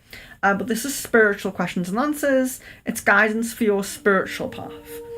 So, Jasmine says, oh, Miss Venus, I saw your comment about sound baths. I'm going to try that too and see what happens. Meditation music tends to give me overactive dreams, but I'm going to listen to both and mantras. I also have a third eye sound bath on my YouTube. If you go to my playlists, if you go to my homepage and click on playlists, the playlist is called Full Chakra Healing Playlist, and it does have the third eye and crown chakra on there. Of course, I introduced my sound baths by explaining the frequencies that resonate with the certain chakra, the elements that might resonate with the certain chakra, and I talk a little bit about the instruments I'll be using. So I'm very clear about the frequencies that I'm using for the sound bath. So it does have an introduction, it does have me speaking, but then it's just a sound bath and it just like fades out.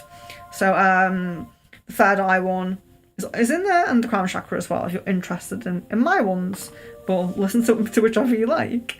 Kevin says, what are your views on Kundalini awakening? I'm curious about that. What is it really like? Yes, Kundalini awakening, I feel like it's kind of different for everyone, and I feel like because some people have So I feel kind of like the Kundalini kind of message and the Kundalini kind of I don't know what you call it, but I feel like it got kind of wrapped up in people taking like ayahuasca and people taking like mushrooms and things like that. And people would then have negative experiences and they would like relate it to Kundalini and say Kundalini is like evil and all of this. But no, I think there's a lot to it. I think it's a good practice. I think there are many positive practices with different energies of the body, different energies of the system. So Kundalini meditation or work or whatever you want to do, I'm totally for it. I think it's great. You know, if it's done right and it's done correctly, with the energy traveling up, the back or the spinal cord. I don't know how to refer to that in an energetic sense, but yes, Kundalini, I do resonate with Kundalini. Apart from some, I feel that there's some mixed up information because of negative experiences people have had. But yes, we can really harness different aspects of our spiritual power. So whether you want to hone in on something like Kundalini practice or a specific kind of practice and kind of energy, yeah, I agree with it. I think it's a real thing. But what's it really like? So I feel like it's different for everyone. Yeah, so I feel like it's, you know, it's, you can't really say what something's like when it's different for everyone, but I think that it's kind of, I think that Kundalini is another experience where now we kind of have to, again, focus on our intuition. And I know that I repeat the same thing, but the reason is because, like I said, it's got mixed up a lot, and people's views on it and what it's supposed to do and what it is also mixed up, that I feel like collectively humanity needs to kind of fall back into it. They need to kind of resonate back with it and understand it again. I feel like there was a great understanding, there was a great purpose to push it out to people and, you know, get people involved with it. And then I feel like there was some kind of mistakes made along the way and things like that. But in general, so Kundalini awakening can be very different for each person. Some people do have very intense astral experiences and they meet guides and things like that. Similar to some people we have in here, vibrating all over the body and things like that. Specific sensation up the spine, like I said. You may feel, and that can be a sign in a meditation if you're having them sensations up the spine, about Kundalini as well. But I do think it's different for everyone because it depends how forefront and how needed it is for your spiritual path, you know. Some people, it's like meditation, you know, sometimes you will do a meditation class and one person will cry because they're releasing everything. But not everyone is crying. We're all doing the same sound bath. We're all taking in the same frequencies, but they're resonating with different parts of each person's awakening, you know? So some people release and then all these emotions come up. Some people just take it in and have like a nice experience. So it's so difficult to say, but there are signs, like I said, specific signs. Jasmine says, and see what comes out. Did I miss another message? They were telling me to study and placing conditions in front of me. Interesting, Lalima. Telling you to study. What were the conditions? If you can say, if you don't say anything on stream that you don't feel comfortable to, but what were they saying? Because that's very interesting. Telling me to study and placing conditions in front of me. Miss Venus, question, black cats. But Lalima, just to touch on that a bit more, sorry. So she says they were telling her to study and placing conditions in front of her. Sometimes guides can be very direct like that. Especially if there is a certain thing that we're so close to doing or gravitating towards and they really want us to do it. So I think that's interesting.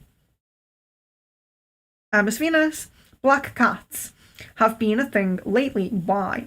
2 weeks ago, one came out of the bushes in front of me, and I was walking to walk in front of me. Literally late last night, I got a notification from my camera and saw a black cat in front of my door that came all the way upstairs to my apartment. Jasmine, yes, do it. I started to realise that the common denominator in all my experiences also sounds a great conductor of energy. I learned that from the Pleiadians. Very interesting, very interesting. Very nice. So yes, black cats. And that is interesting because as some of you saw on well, I didn't think I actually posted about it, but me and Leon went to York for just a night, a night. So York's just a very nice part of England, and we went there for a night. And you will see some of the pictures that I took there. It's a very nice kind of like castle-y, kind of very gothic looking place. I posted quite a few pictures from there.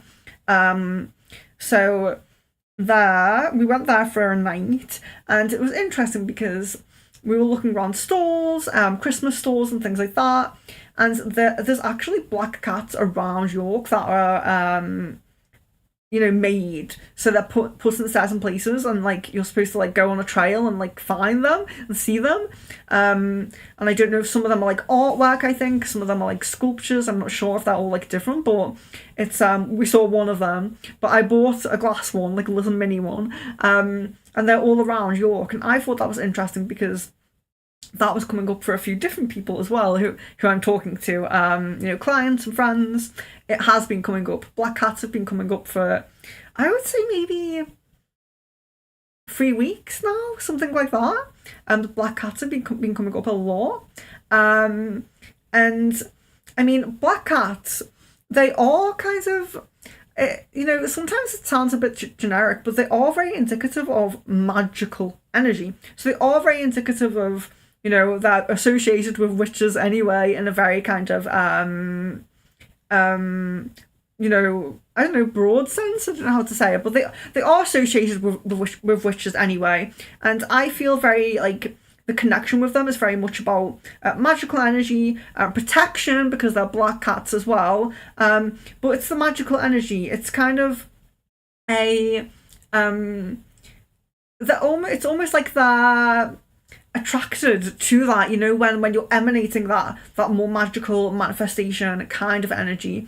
I do feel that they connect to that and they resonate with that, and it will come around you, and it has been happening for about 3 weeks. It was very interesting because our ones weren't real cats. They were just like little glass cats and things around York, but it has been happening for about the past 3 weeks. I'm just going to say for a moment thank you to the members and put the banner up there, because now the music has just stopped and it was going so well.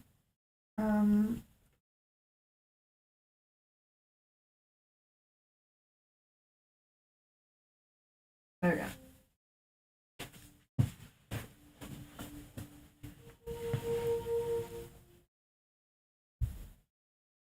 I think we've had some members for 2 months now. I'm so proud. I'm so happy. I can't wait to do the little members giveaway bags. Or boxes, whatever we end up doing. Amelia, hello! Hello and welcome! Sorry, we're doing like spiritual guidance questions today, but the crystal ball will be up very soon. There will be a crystal ball within the week, but today is just going to be spiritual question focused. I really like you guys helping each other out in the chat, or whatever you would call it, supporting each other. So Kaylee says, how do you know if a dream is spiritual? I think the thing about dreams is you really have to pick it apart, and you have to think there are maybe like 3 or 4 main aspects of a dream. So we have the things that have happened throughout the day, people we've seen, things we've seen online, whatever it is. We have our worries, things that we're really worried about, our fears. We have our desires, things that we really, really want, and maybe we don't get or suppress in our life. And then we have the spiritual messages and spiritual guidance. So I think we have those four main aspects within a dream. And you know the things you've seen throughout the day, you know what your fears are, and you know what your desires are. So if you can filter it out like that, you will understand what the spiritual message is. Especially if your dreams are very vivid, you have a lot of kind of colours, emotions, symbolism, then it's a bit easier. When the dreams aren't too clear and they're very kind of, they make no sense, it's a lot more difficult to do. I do understand that. But yeah, if you can take the time, if you have the time, to write out that. So 4 aspects of my dream. What did I see throughout the week or throughout the yesterday? What are my fears? What are my desires? And what are my spiritual messages? And I think that most dreams do have some kind of spiritual message in, even if you're not having like a massive awakening or enlightenment moment at the time. I still think there's spiritual messages in most of our dreams. And there's always a reason for why you remember a certain dream, especially if you're not into a dream practice. I feel that every spiritual person should be into a dream practice, but if you're not, then I would rarely take account of the dreams that you remember, especially if you're someone who doesn't remember them often. So Kevin says, I have been feeling like I'm getting more spiritual upgrades this month. What are these upgrades about? I'm curious. Is it possible I can allow more upgrades to come through in some way?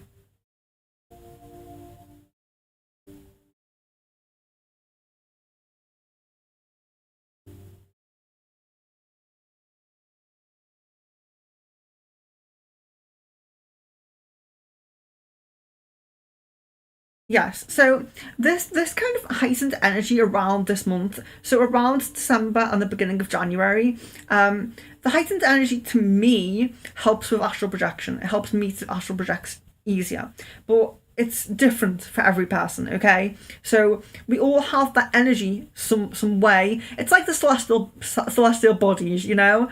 When we're all different star signs, you know, I'm a Libra, you're a Virgo, or whatever you might be. The celestial bodies are still affecting us all, but it's just the energy slightly different. So this energy that's currently around for December and the beginning of January, it's affecting me in an astral projection sense, but for Kevin, it is very kind of activating voice. So there's this push to outwardly channel in speaking or in song or something like that, but there is a push to throat chakra open up channel. So you could speak and write it down so you remember or something, or record yourself or something like that, but there is like a throat chakra opening up, trying to get a bit more of a kind of voice channel kind of going there. So this could be your light language coming through or something like that. But yes, there's definitely a spoken aspect to it, to these upgrades, a throat chakra aspect to it. Miss Venus, I thoroughly recommend the book Bringers of the Dawn, Teaching from the Pleiadians. Quick read, easy, and it explains what's been happening collectively in our awakening. Ooh, let me just Google that. I barely have the time to read books, but I really love the best occultists are actually ones that don't seek like attention and being online, things like that. So there's an author, I'm sorry, I'm talking while I'm writing this into Google, Teachings from the Pleiadians.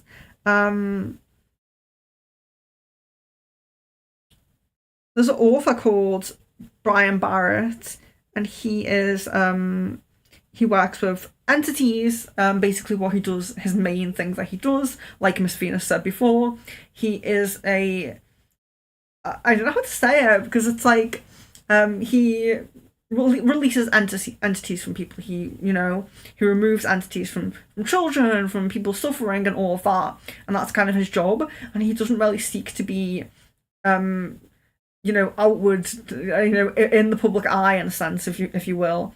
But his book about jinn and about negative spirits is just perfect. It explains everything very, very well about them. And it's good for me, being someone who's fought off many negative spirits and does it for other people as a job. That's a very good book for me. Just while we're on the topic of books. But let me see. Oh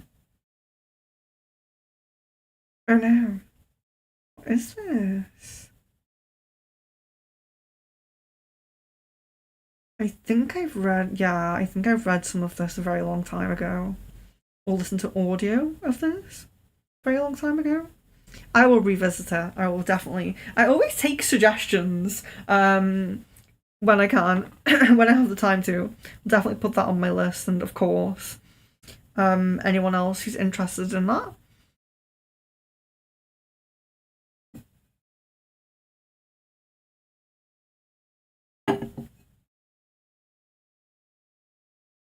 Jan, how do I work on telepathically communicating to be able to send messages to my twin flame? So, I think the thing about telepathic messages, yes, it will be very, very kind of beneficial to get something into his subconscious mind. It's very nice when you're both in tune and you're both, when you're not in the one person's to chase or one person's being chased scenario, when you're in alignment and you're together, you can really build, if you're both very spiritual people, you can really build on these gifts, these kind of abilities that twin flames can do. But if you want to work on telepathically communicating to be able to send messages, I would do a focus on something that really strongly represents him. So if you have any of his belongings, anything that he gave you, or any pictures of him, anything like that, but something very physical. So if you can, have it physically there to focus on, I suppose picture on your phone would be okay, but I find really something very, very physical to focus on is a better way to do it. And I think there's a thing about knowing that you've connected with the energy as well. There's kind of a intuition, which I know comes up so much, but an intuition and knowing that you've connected. But I would definitely make it kind of like a bit of a little mini kind of altar, with something on that's representative. But yeah, it's very much about kind of knowing when you've connected. Miss Venus, thank you very much. Thank you for helping. Kaylee, does detoxing your body, drinking leafy green smoothies, help with meditation and spirituality, and if so, how? Yes, this is a great question. This is perfect, actually. So, like when we were talking about the 333 angel numbers, mind, body, spirit, everything is connected. So I think it's interesting because when you work energetically with someone, so a lot of people feel like, something happens, they get attacked spiritually, they get distant energy somewhere, and then things go wrong in their life. But it isn't always that way. So there is, if you have an injury, let's say you fall over, you hurt your ankle or something, you could begin to build up dense stagnant energy in that ankle break after, so the falling over came first, the physical thing came first. Sometimes the physical thing comes first, sometimes the spiritual thing comes first. So sometimes when you're working on someone, they have dense energy somewhere, but there's no issue there yet. You're removing it before there's an issue. But sometimes they're coming and the physical thing's going to come first. So you can't remove anything because there's nothing spiritual there. There's nothing energetic there. The physical thing is going to come before the spiritual thing. So, everything that happens isn't spiritual first. There is there's it can go both ways. So your mental health can decline first, and then that can affect your spiritual health and your physical health. Your physical health can go first. That can affect your mental and your spiritual. Your spiritual can go first. That can affect your mental and your physical. So they're all intertwined. There isn't one that's always in charge and always in the lead, and any one of them can get an issue and then ultimately impact the other ones. So if your body is very unhealthy, it will begin to negatively impact your spiritual self and your mental health. Because we need that balance. We need the balance of all three. And that's not to say that if someone has a condition or that going through something, they have an injury, that they have to be spiritually lower than people, or they have to be not, they can't ascend because they have this illness or something. I'm not saying that, okay? There's always a level that you can get to. So in our physical life, sometimes a physical condition is a lesson that we have to go through, and you can get to as healthy as you can get with that condition and still be perfect in your mind and your spiritual body. So not to get me wrong, don't get me wrong when I'm talking about this, but they all interact, and the healthier your physical body is, the more light you can bring in. The healthier your cells are, the healthier your skin is, and everything like that, the more light you can bring in to your body. So you really do want to remain very healthy, because it does help. It helps with clarity, and it really helps with the light coming in. Being physically healthy is so good for spirituality, for a spiritual path. So I'm glad that someone brought that up, and I hope that makes sense. I hope the 3-3-3 makes sense. I hope that you understand the balance between that mind, body, and spirit. I really hope. Okay, so Lilima says, how far am I on my spiritual journey? Am I headed in the right spiritual path? Okay, so I think I kind of discussing, does anybody agree with me that the whole of our lifetime is a spiritual journey? Or does anybody think that you get to a certain pinnacle and that's it in this physical life? Or does everyone agree with me that we're on the spiritual journey? Because I think even when you have a higher awareness and you're very open and aware, there's still a level of things you have to deal with, things that are out of your control, and there's still lessons.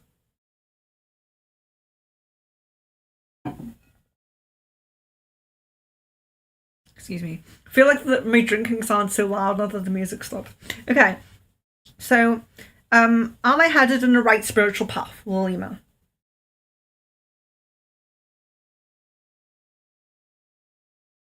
Yes, you have these few more kind of challenges that I was talking about over the next year, but they are kind of like small things that it looks like you really are going to do it. You're really going to overcome and achieve these things. Jasmine, good question, Jan. I was going to ask something similar, except in the dream state. My twin communicates in dreams, and I was wondering how I can say what I want to him in my dreams. Yes, so to say what you want to him in the dream, of course, you would have to master lucid dreaming. If you're practicing astral projection or lucid dreaming, I would probably focus on just one in the moment, but they can actually interlink. Interestingly, lucid dreaming, I can astral project from a lucid dream, so I can set the intention. So usually I'll be in, it sounds really strange, but usually I'll be in, and it may remind someone of a Mario game as well, actually, but I'll be in like a gallery, so I'll be somewhere with pictures on the wall, and I will set the intention that when I jump into that picture, I leave my body. So, and then when I jump into the picture in the dream, I'm then in my bed, like asleep, and my astral body is coming out. So they can intertwine. And I don't know if anyone remembers that Mario game where he jumped through the photographs, paintings on the wall, but kind of like that, but not really. But yes, so it's interesting. I mean, for Jasmine, I would say that there's a lot of things that you want to hone in on and a lot of things that you want to do. Just keep up a regular practice. So even if you're very, very busy, to me, regular is better than loads in one go, okay? So if you can only do like an hour every 2 weeks, but you're keeping it up, I feel that's better than rarely sticking to it for like 2 weeks straight and then never doing it again, you know?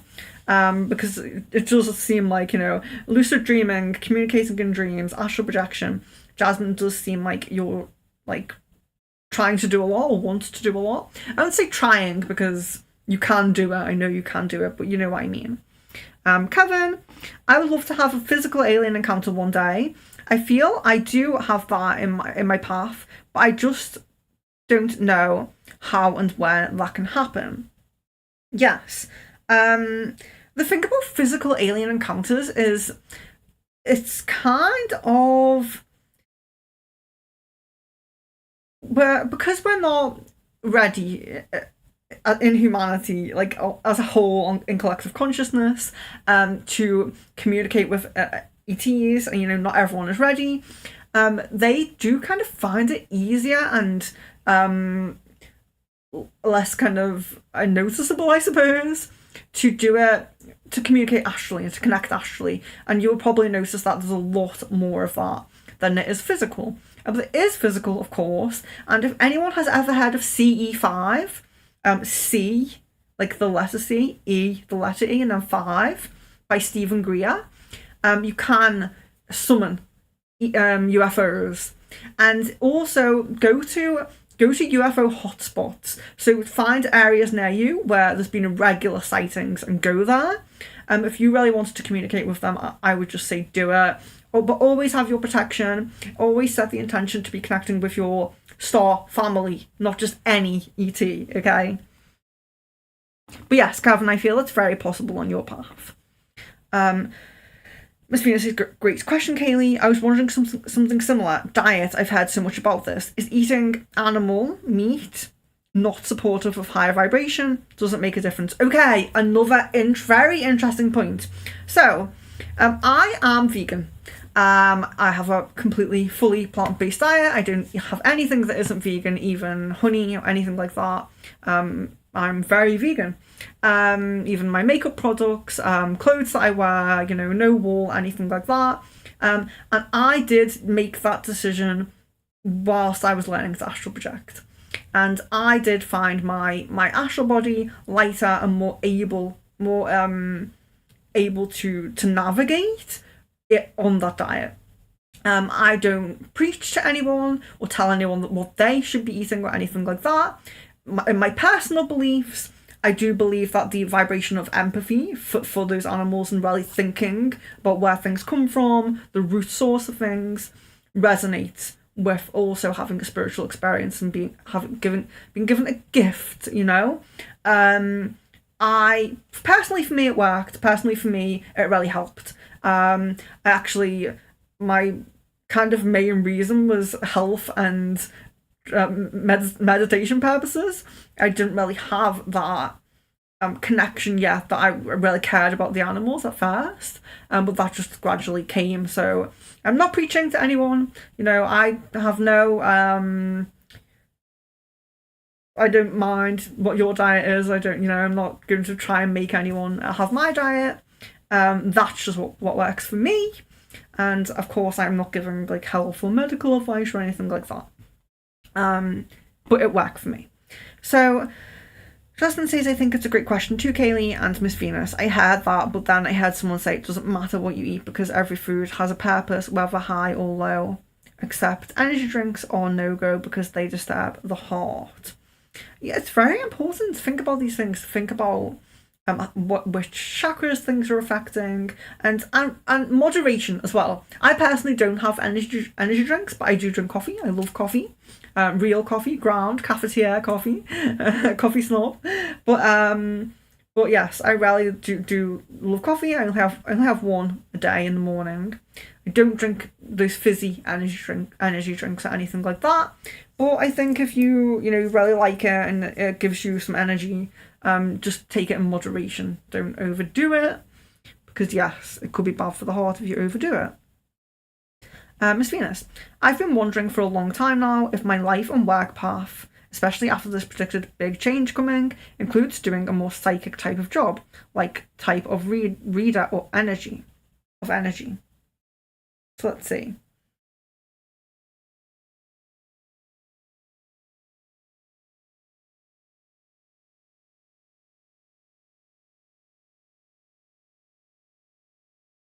Okay, so the kind of change that I'm seeing at the moment does look how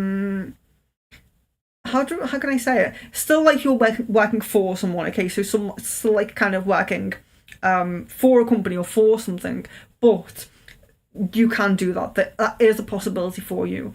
You know, it is a possibility for you to go down that path, being a reader or anything like that. I think that quite a few of you in here, I do believe that you could rarely tune in and do something kind of like this as a job. Absolutely do feel that it's possible for quite a lot of you or few of you. Not saying that it's on everyone's path, but it's a possibility. You could amount to that. You could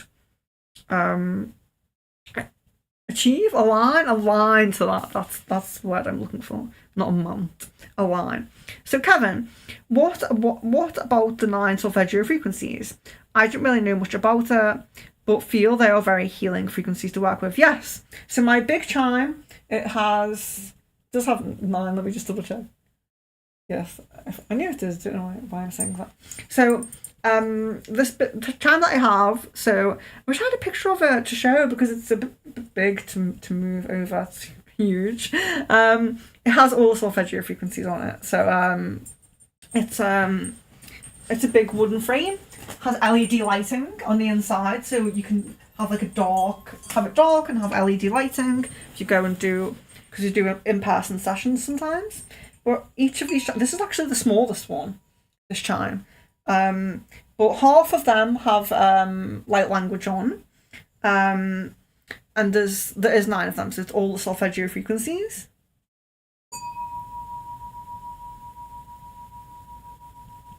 These will be in the meditation tomorrow. You will see the chimes tomorrow, but they don't fit in the frame, so you won't see the whole thing. But I'll play them. So we have I think the first 3 are root chakra. So we have one. They're all multiples of 3. The number's very interesting. The 3, you know, this mind, body, spirit. So we have 1, 7, 4. Very kind of low. 2, 8, 5. Still root. I don't know how loud they are over there. 3, 9, 6. They have other things hanging up on them, so you can hear the bells with that one. I have this beautiful thing that kind of protects them when I'm not using them. 4, 1, 7.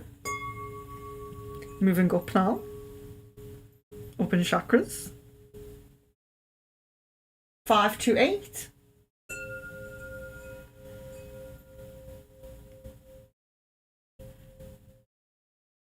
Six, 3, 9.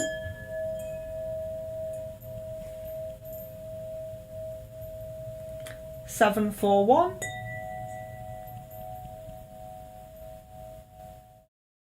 3rd eye. 8, 5, 2. Oh, sorry. I knocked them together. Sorry, did it again. My sound baths go better than this. 9, 3, 6. It's the highest one.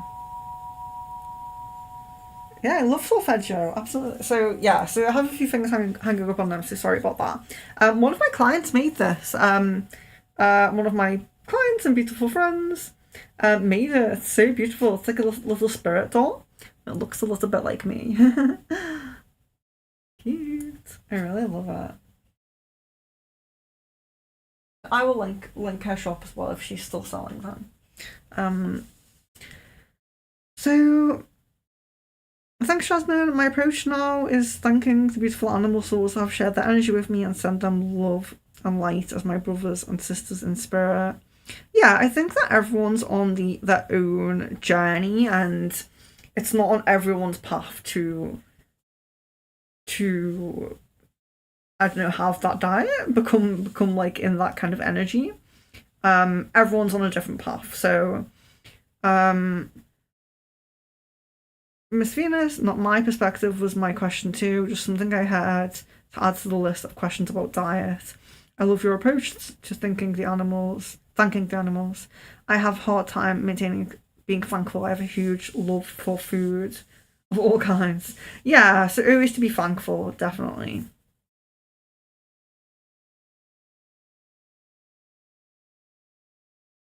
Hmm. No, this isn't members only. I'm sorry that I've only just got to that, but this isn't members only. Um, Not a tourist, but I was in a relationship with one and made. Yes, a tourist quite like homely, aren't they? Quite like homely. Uh, Leon says it's quite busy. I think it's been nice. I think it's been quite nice. But I don't know how long you guys have been waiting for like the questions. Time just seems to have like flew by. It's like 7 o'clock now. I think we started at 6. We started at 6? No, 5. We started at 5. Been on for 2 hours, I believe. Yes. Thank you, Leon. So yes, please. If anyone does check out my chakra healing playlist, do let me know. Let me know how you get on. If you use the third eye or the crown frequencies, let me know how you get on, because I might like update that, do like a new one with that. Um but yes, please do like the video if you haven't already. Let's see what we say. Please like the video if you haven't already. Ah, I can hear myself. Oh, 14 likes. Thank you guys. Thank you. Thank you so much. Sadia. Hi Venus, how are you? Love for spiritual readings. I want to know about my spiritual journey of life and what I should know about the third eye. Um my spiritual journey of life. Yes, so it's what this kind of session is supposed to focus on is any area where you might be stuck. So if you're seeing repeating angel numbers, if you're having trouble with a certain divination, tarot, crystal ball, whatever it is, if you're having trouble with any kind of divination, if you're having trouble with any meditations, it's more about being a bit helpful, being a bit of a guide, answering any questions, like the more specific questions. I'm not telling people their life purpose. My guides have told me not to do that, and that everyone learns and kind of uncovers, if you will, their own life purpose. What I will say is that a lot of us now are amalgamating our life purpose and our life mission with our work path, because we're all kind of being born into this system where we need to work to survive, we need money and all of that. A lot of people are beginning to combine their life mission with their work, so going into a job that really resonates with their core values, what they might feel is their reason for being, what they might feel is their purpose, their goals, their dreams, the direction they want the world to go in. So if you kind of sit and think about the direction that you would like the world to go in, how could you be a part of moving the world in that direction, if that makes sense? So yeah, it's not so much about just telling people a life purpose. It's more about answering questions about the spiritual journey, anywhere where you might be stuck and things like that, or anything you might have questions on, like we touched on binaural beats and kundalini. Is anyone kind of doing kundalini practices at all? I used to hear like so much about it. It was like kind of like a phase that happened. John says, so it's possible to help heal and raise his vibration by me doing inner work because we're connected. Yes, that is possible with twin flames. If you're doing inner work and healing, it can resonate to them. It always does depend on how far they are from the light. But Caden isn't like, he hasn't fallen from the light. Hasn't like when I say fall, like people who are falling from the light, it could be people who are really deep into addictions, people who, you know, uh, hurt people who hurt people in some way, you know. These are people who've fallen from the light. Maybe someone who rips someone else off for their own personal gain. People who scam people, you know. These are all people who've fallen from the light. But not always, you know, you can have people who take drugs or drink a lot of alcohol who are still somewhat in alignment with themselves, and it's just that's just that kind of one demon that they're battling, and that can happen. But a lot of the time, it's when people have like a really bad habit or something very negative, they fall from the light. But my point is that Caden hasn't, so you healing can help to heal him. Miss Venus, I've been learning a lot about cosmic history, what planet or planets from Pleiades am I connected to. There's so many different types of vibrations. Yes. Okay. So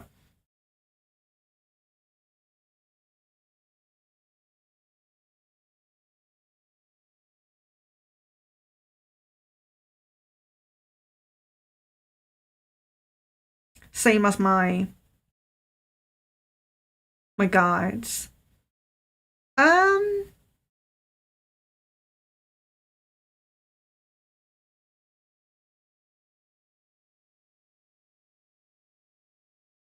Yeah, I think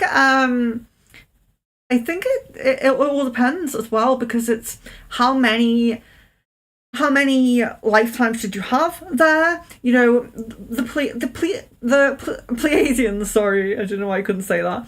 The Pleiadians mission for Earth. So I always talk about the star seeds and their kind of missions. When I say that, it's more about the collective mission of that star family. Okay, so if your Pleiadian guide tells you to go down a certain path, then that's their like kind of mission for you and what they want. I'm not disputing that, but on the whole, the different starseed origins have different missions for us and for other planets that they might go and try to bring up in vibration. So I'll touch on three of the most common. So we have the Octorians, and their mission is spiritual growth. So they want to connect with as many people who want to spiritually grow. So that's why so many of you guys have Octorian connection, because they're rarely connected to the spiritual people and to the consciously spiritual people. So it might seem like there's a lot of Octorian guides because they're connected to people who are very consciously spiritual. So their goal is to raise us spiritually, so that we raise our empathy, our spiritual awareness, our like understanding of oneness and collective empathy and consciousness and all of that. The Pleiadians really want to focus a lot on our land. So they want us to become multiplanetary. They want to make sure that our ecosystems survive and we're not kind of there isn't too many kind of like animals going extinct and things like that, you know. They are very consciously focused on our ecosystems, our plants, our animals, and us becoming multiplanetary. Then we have the Andromedans. So the Andromedans are very focused on releasing hierarchies. So you know, it's kind of a strange societal growth where you don't need a government or some kind of hierarchy system that dictates things to you or tells you, you know, what you can and can't do. It's much more sovereign. It's a sovereign kind of energy, and that kind of free starseed starseed origins and what some overall mission that they have for us here is. And the interesting thing about the Pleiadian starseeds is that you may have had many different lifetimes on different planets in the Pleiades, and also you may have had lifetimes on ships. So there is some ETs, some Pleiadians especially, who spend a lot of their lifetime on the ship. They're traveling here. They come here. Sometimes they like remain in our atmosphere as well. I have said before, and Miss Venus has confirmed it now because she's seen it, but they tend to travel around certain locations like Chichen Itza, which is in Mexico, which is where Miss Venus saw the ship.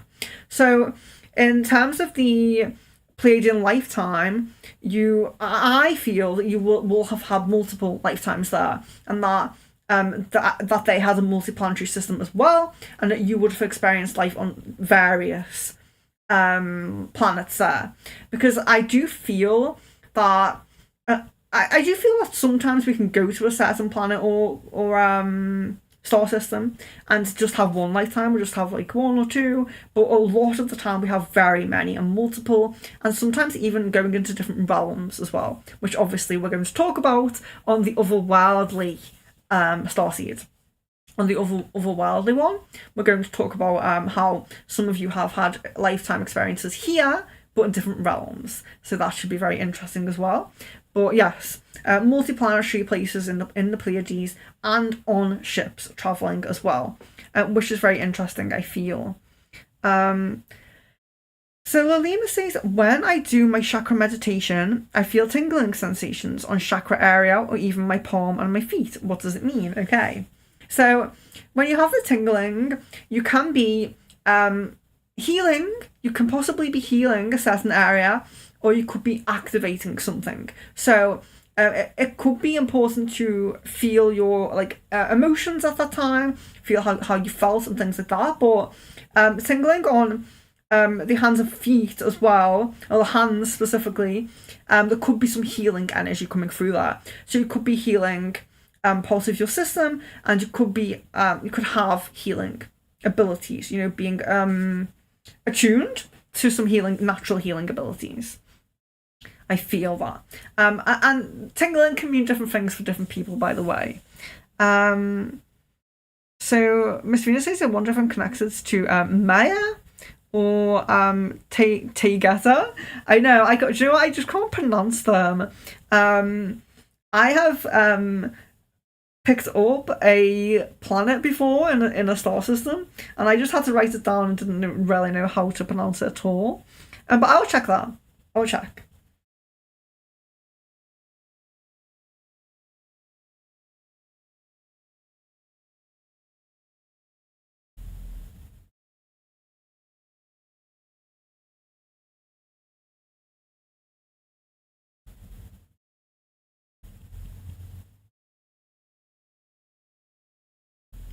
So I'm not getting a direct message for that, but I really intuitively feel that Maya, I'm probably pronouncing it wrong, but I'm really intuitively feeling that.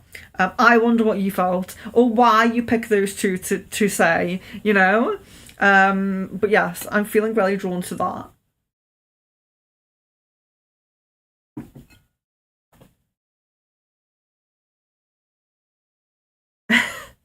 Sorry. Thank you, Venus, for this question and answers today. Very informative. Love listening to and getting your advice on things. I just really hope that helps, I really hope that helps, and I hope that, when you guys do hone in on a certain thing or tune into a certain thing and you have specific questions, I just really hope that helps. So it could be, like Jasmine, I think you actually asked for this or mentioned this, asking about specific symbols in dreams and things like that. We can ask things like that as well here. So just think it's good because it's not too specific. Like the dream interpretation stream, it's quite specific, and I really I'm pushing you guys send in dreams. But this is kind of a bit more relaxed and a bit easier, and it can cover anything. So it can be dreams, it can be anything. So I like it. I might play one of my plant recordings for this background music because the plant has given up on us tonight. So let's play this one.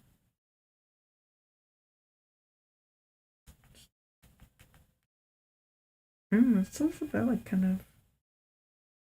Try this one. Yeah, it's a bit more upbeat. Oh, there we go. Yeah, so you're very welcome. I hope that helps, I really hope that helps. So Lilima says, I was having a few doubts in my head if I should go for some event, which doesn't happen much. Also, they were like, it was your wish to go there. We have given you this now, you can still go. I should go for an event which doesn't happen much. So by that, Lilima, do you mean that an event that so it doesn't happen much, so you had to grasp the opportunity, is that what you mean? Like you had to grasp the opportunity quite quickly? Because I think that came up, I think you got the Sands of Time card in one of the readings. I could be wrong, but I think you did, and that is about grasping an opportunity that comes, that may be, that doesn't come around much, or that you have to grasp quite quickly. So that's very interesting. This event can be your motivation to study harder and go, so prove it, be focused and cover up. Something like that. Well, if they're encouraging you, then I think it's great. And I think you got that message as well about the colours that are around you as well. And I think that's interesting because grey is the colour of procrastination. When we have so much grey around us, it can kind of unintentionally have negative effects. Jasmine says, I love black cats. A few months ago, a stray hung around my mum's door. As a Christian, she was weirded out. I told her it was okay. Good luck in my world. Yes! And as well, I think it's interesting that you're kind of told that black cats it's a negative thing, like the colour. If you see a ginger cat, that's okay, that's fine. But if it's a black cat, oh no. But yeah, it's really interesting. What was the name of the book that? Oh, the book that Miss Venus mentioned. Oh yeah, there we go. Kevin has replied. Yes. So I'm going to revisit that because I definitely read that. I'm sure I'm sure there was an audio book on YouTube of that. Years ago. So Kaylee asked, what does 1111 mean? I keep seeing it everywhere since I've been with Kaylin. And I did answer that. I know that you probably sent that after I answered. But 1111 is very much about being on the right path. So when we see 1111, it is about being on the right path. But when we see ones, there is a kind of reminder to keep your independence a little bit. So it's not to amalgamate too much with that partner. It's to keep your independence a little bit, uniqueness. Step into your uniqueness. Don't be afraid to. And individuality and uniqueness really come through with ones, any ones. But 1111 specifically like that, on the right path. On the right path. Miss Venus says, so far I had several awakenings, and I know it's a lifelong progress. Yes, I do agree.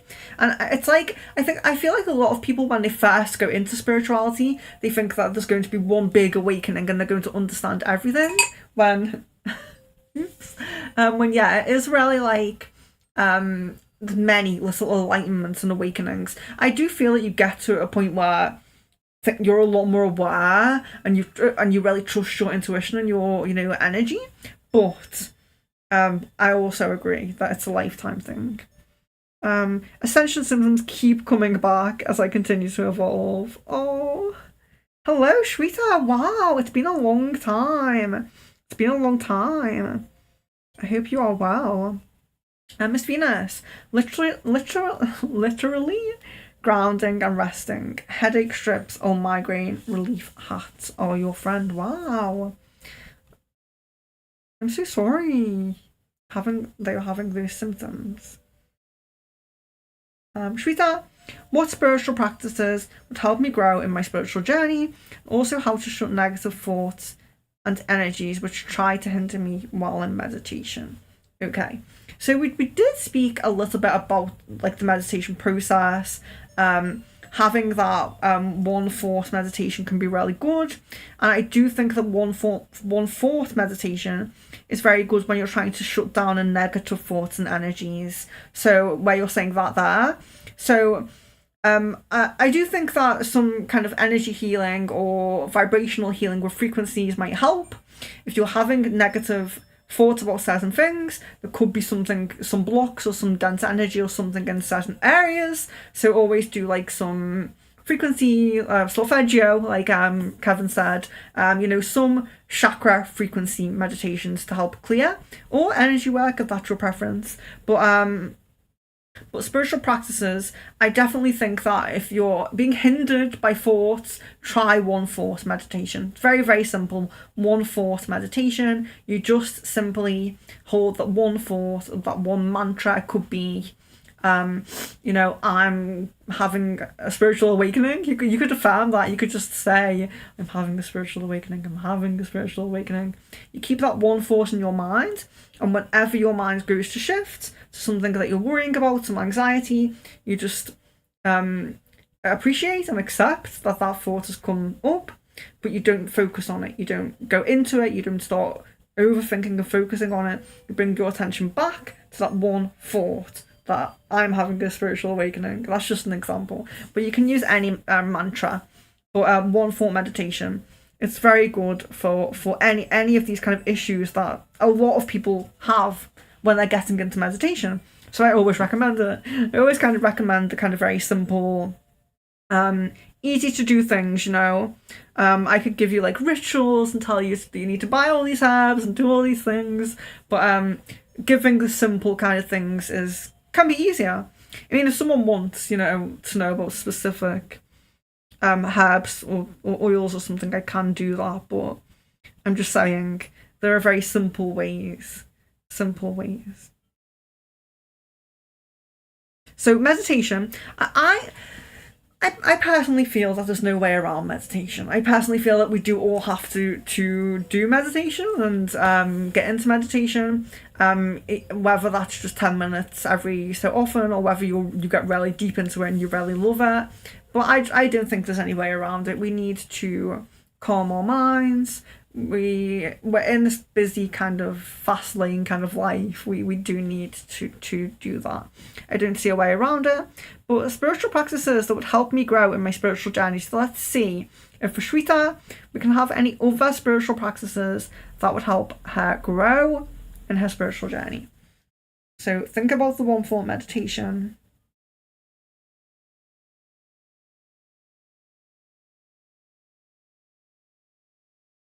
So dream journaling's coming up for you as well. It seems like you do get some messages in the dream space, and that sometimes you forget them. So this might be like you feel like you didn't dream, but you actually did. So dream journaling is coming up very strongly, that you're getting some messages there. Which again, dream journaling as well. It's kind of like a simple kind of like very easy thing to get to do and to get into and to start. But I think it's important because that's when the veil thins the most to the spirit worlds. And if you're only just getting into it and you haven't tuned into clairaudience or clairvoyance, you want to hone in on that moment when the realm is thinning. You want to hone in on getting those messages. So yeah, I would say stick to things like that and journaling as well. And let me just see where I'm up to.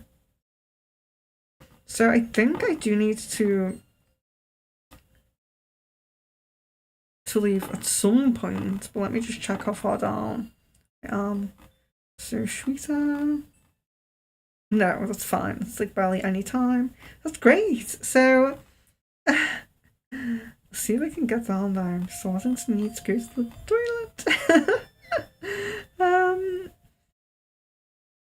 So Jasmine says that makes sense with diet and astral projection. Yeah, and it really worked for me, so it's worth a try, even just trying it. Shweta, any guidance on who is my spirit guides and through which medium I can try connecting with them? Yes. Let me just double check this. Do you know I keep forgetting? Check this. I keep forgetting to check my Facebook. I have to turn the music off to go to Facebook.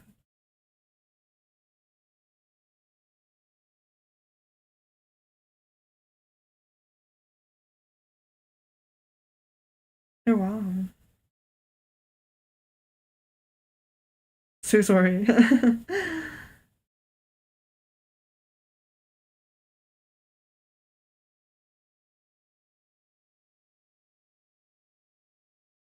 I'll play that again. Okay. So Shweta, any guidance on whom is my spirit guides and through which medium I can try to connect them with them? Okay. So this is where I have the scrying mirror. So let's try to connect with Shweta's guide here. I have felt like it's interesting here because I have felt a few kind of guides, kind of almost like coming in and out, like in waves. Which is very interesting. And I do feel Jasmine, Miss Venus, energies very strongly. Of course, you guys have kind of been in most of the streams, so that will be why that's really strong. And Lalima as well with some with Angel here.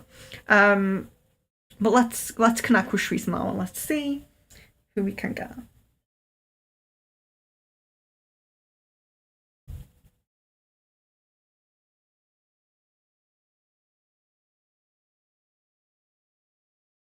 Yeah, I'm guessing a really strong angel guide, like a really strong angel guide that really wants to come through. We all do have like a spirit. I call it a spirit team. We have many like spirits that we can connect with and that guide us on our path. More than one at one time. Sometimes ones that come in and out. But this is a very, very strong angel guide. This guide is very, very close to you and is a lifetime guide. So that will be why she comes through quite easily. Because she's a lifetime guide and she's very forefront with her kind of energy, very protective energy here. But this is an angel, so let's see. So I will see. Okay, so I'm getting the angel guide here. Let's just leave her there for a second and let's see what would be Shweta's best mode of communication, best divination practice to connect with this guide.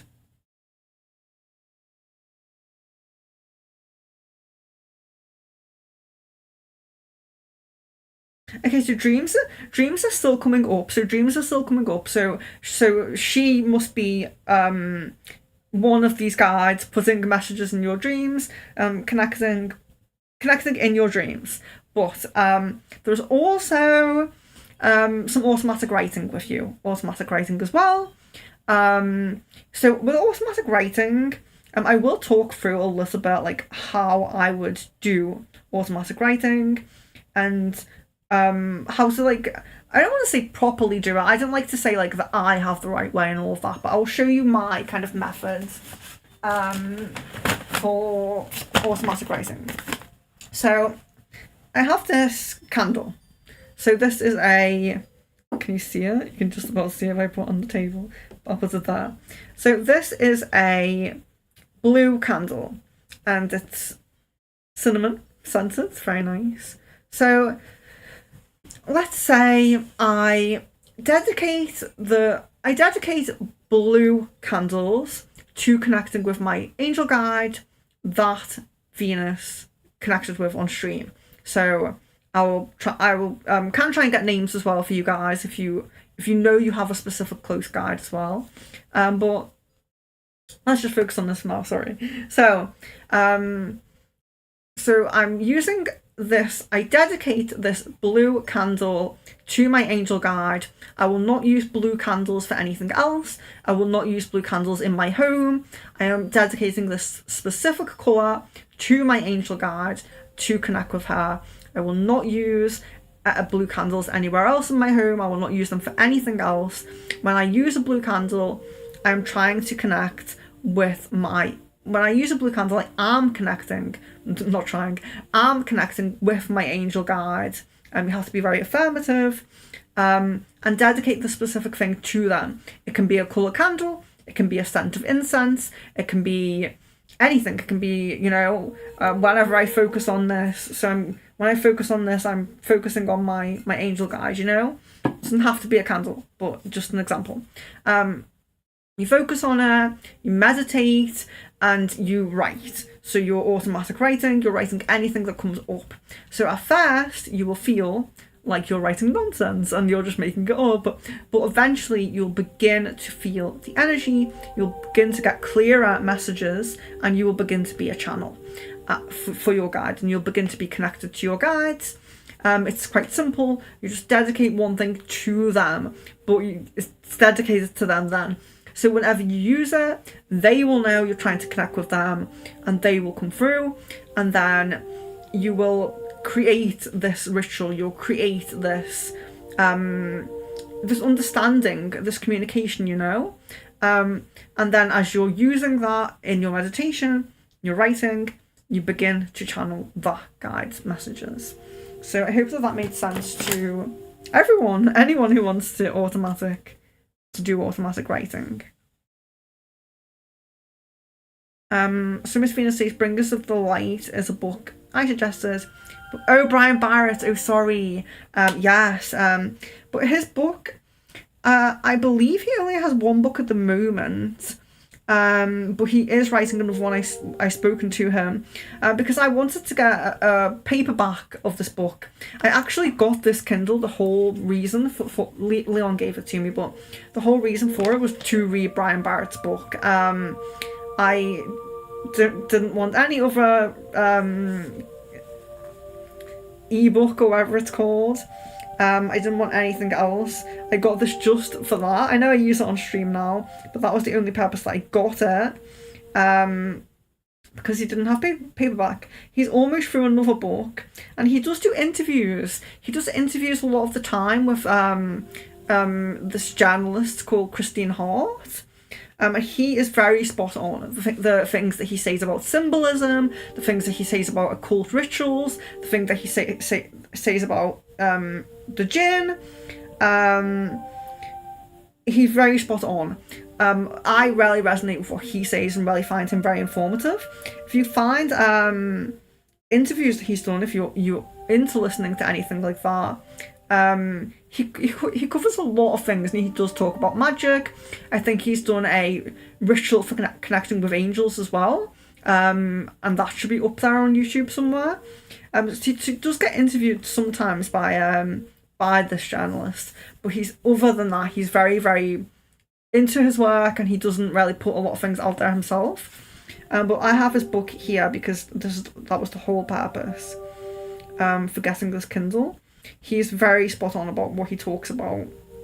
Very spot on, and very in resonance with a lot of like the Quran and Indian teachings as well. Wow, I feel like I'm just skipping forever. I'll just show one page. So there we have Jinn Illuminated, it's called. I'll show the picture of the cover. But it's not really. There's no really any point in it if you're not interested in the jinn. Do you know what I mean? If you're not like going to be removing negative spirits or working with negative spirits, then it probably wouldn't interest you, and I would understand that. But it is very good, and he is very knowledgeable. He's very knowledgeable. So if you feel like you want to go down that path of removing negative entities from people and things like that, then maybe it might be of interest to you. I'll just show it for a moment longer because it's a bit... You can't really see it, can you? But I really like him. I resonate a lot with what he says. I think it's a shame that he doesn't put more out there, to be honest with you. Jasmine says I'm going to hop onto the chakra playlist tonight. Yay! Let me know what you think. I would really like to know any feedback. If anyone has any experiences or anything like that. Shweta, is there any connection of water energies in my spiritual journey and growth? Before I actually look into it, if you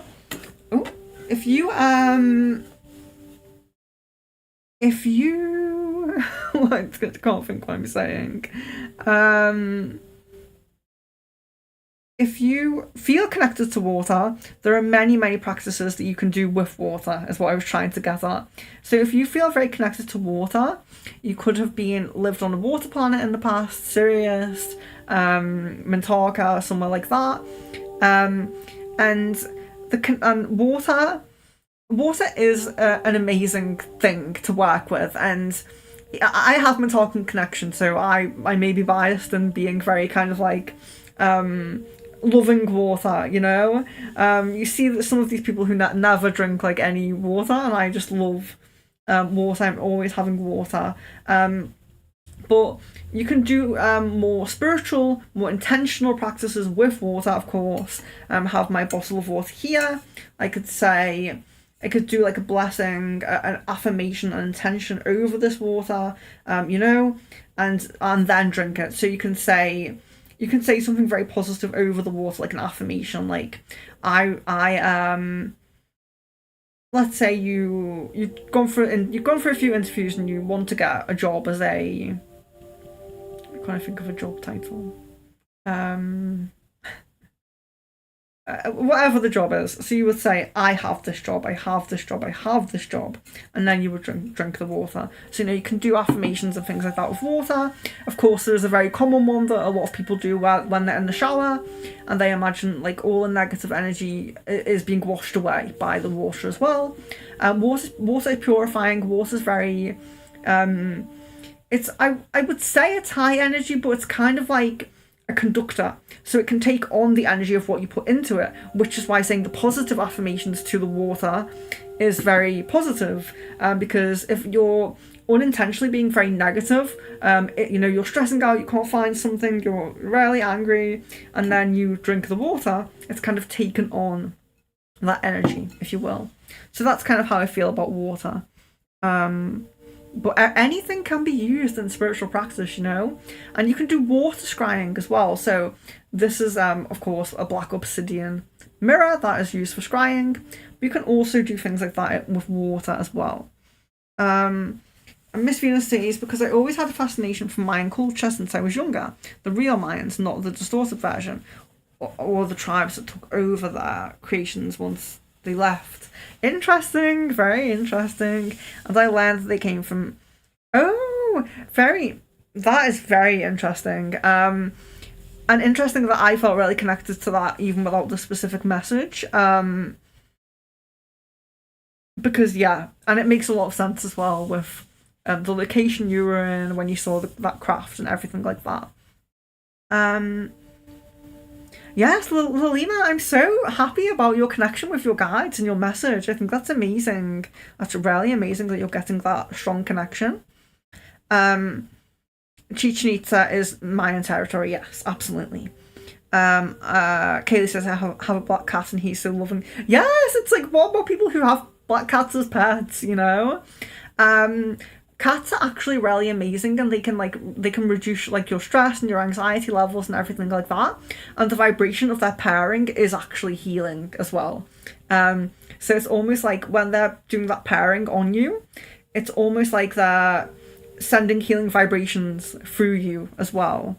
Cats are actually, you know, we have this idea about cats being really kind of independent and arrogant and like, you know, they don't love us and they just like kind of, they're independent, but they are really healing when they do come to us, you know. Sadia, you're welcome. Kelly says, what brought you to spirituality? What was your first experience? I think it depends on what you would count, because when I was younger, I lucid dream all the time, so I would always lucid dream. I was very philosophic as a child. Like, it sounds very strange, but I always like leaned towards like the philosophy side of things, and I always felt like I always felt like there was a bigger purpose and that could be worked out. So I really felt like life was kind of like a mathematical equation and we could kind of like work it out in some way. And I was always very overthinking about life and about the meaning of life and higher purpose. You know, I was kind of always like that, very kind of philosophical mind as a child.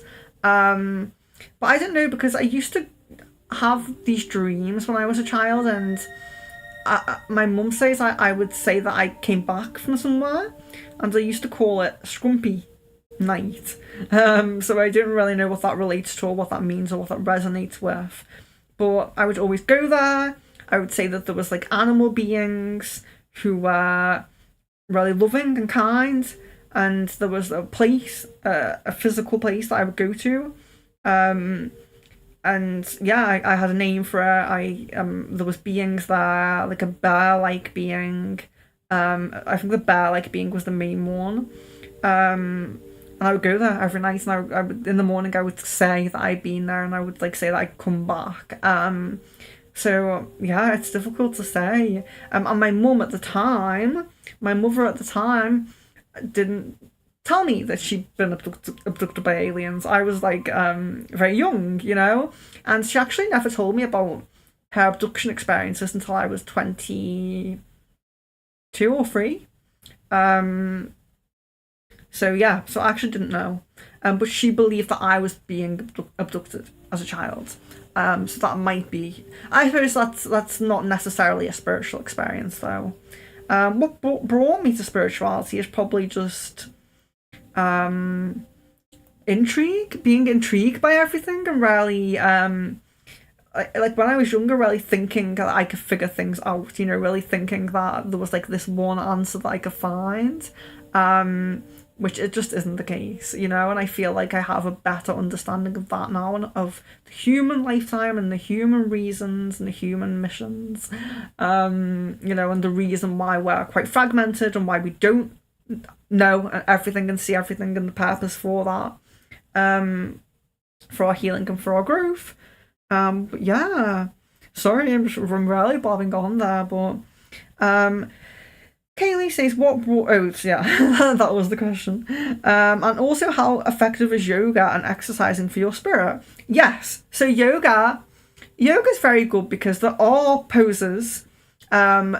So yoga and dancing are both very good. So there are certain ways that you can move your body that does release certain energy and stagnant energy.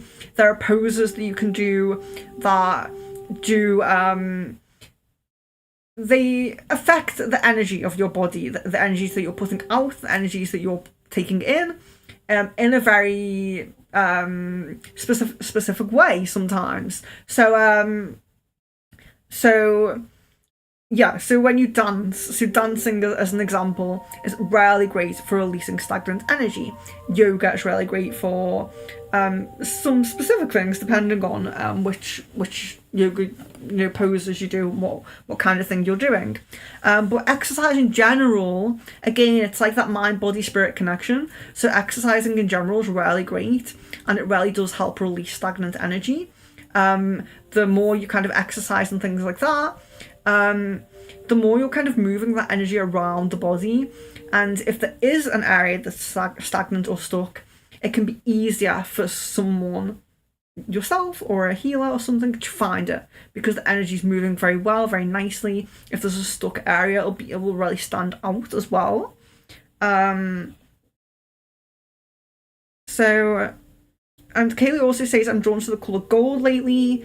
Is that a spiritual sign? Yes. So gold is the crown chakra. Gold is all about heightening your awareness. Gold is all about connecting with the higher beings, angels, light beings, and all of that. And gold is also about understanding your own abilities as well. So I think I've spoken about this dream I had before. Before I kind of went into this path in a monetary sense, before this became my job, I had a dream where there were these healers around. There was men, there was women, and they were we were on a sacred site. It was kind of like a not a stone circle, but a sacred stones, kind of like a stone circle. I don't know, a little bit different, but it was a sacred site nonetheless in the dream. And there were many healers around, and they were healing different people. There was about 3 or 4 of them, and the people would line up for healing energy from these people. And I saw a gold pen on the floor, It was fully gold, it was beautiful, so I picked it up. And I stuck it into my, I think it was my leg or my arm or something. And then I started to like take on the gold energy. It enveloped me. And then after that in the dream, I could heal people. I could tell them things. I could put my like hand on them and tell them things. And that dream was telling me that I don't have to like kind of wish that I was doing that as a job. I don't have to kind of wish that I took that leap, because I should take that leap. So that dream was really pushing me to do this and to help people. I think that, you know, the main purpose in having any kind of job like this as your job is to help people. You know, how many people can you help? How many people can you... What I say a lot of the time to people when they come to me and they say thank you, I say to them, thank you for letting me be a positive part of your journey, because in the human life, sometimes you will be someone's bad karma. Sometimes something you will do will be serving someone their bad karma.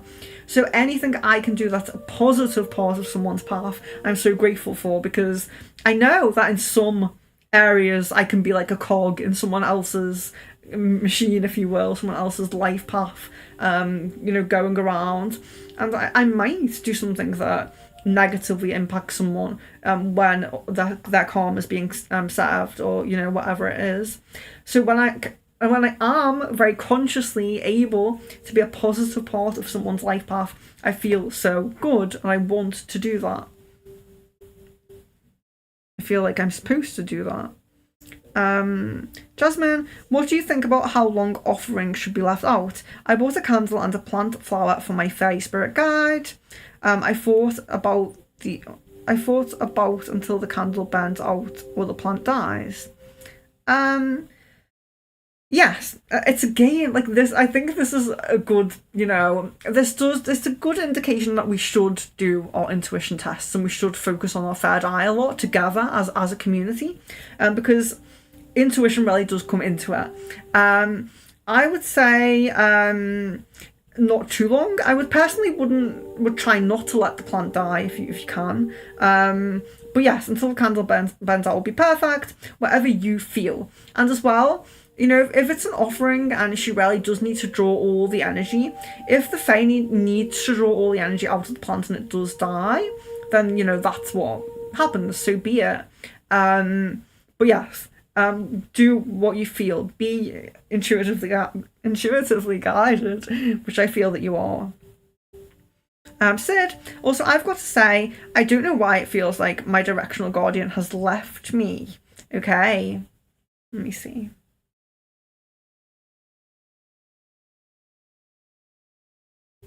No, your directional guardian has not left you, because you haven't overcome yet. You haven't overcome everything that they're overseeing. So they're overseeing you overcome some challenges that you're facing.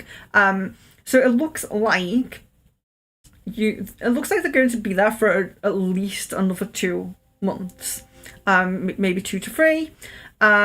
Yes. So the feeling that they've left may be if they're taking a step back, because don't forget, this directional guardian can help, they can protect, and they can just observe. So they may have taken a step back to only observing for now. Jasmine, how should offerings be discarded afterwards? Basically, the candle doesn't have to be burned when dedicating the item to your specific guide. I would burn the candle and I would sit and meditate with it. But if it's an offering as well, you don't have to. Yeah, it's kind of how you're guided to. If I am using a candle, I will burn it and I will meditate with it. But if you feel drawn to leave that as an offering without burning it, then I suppose maybe that is like your way, and that's the way for you. Yeah, but the main thing is definitely a specific thing to a specific guide. I would probably benefit from that in my astral battles. Oh yes, Miss Venus, you might. Especially if you do really go out and you do meet these entities and you do kind of deal with them. you know, and it does become a part of your path and your process, it may be good for you. Miss Venus says, I love your chakra playlist. I'm so glad. I'm so glad. I'm so grateful. Yes, the cleansing shower, absolutely. Okay. We don't have too many left, so I'm going to do another checking in, and I'm probably going to finish after this. So if you have anything that you really want to ask, you can put it after that checking in. But anything from Miss Venus's I Loved Your Chakra playlist, up to that, I am going to answer. But I just need a moment because I need to just nip to the toilet. So I'm just going to put the members banner up there. Hopefully the music will still play for you guys. So I'll be right back. It'll only be a second. I will be right back. Sorry.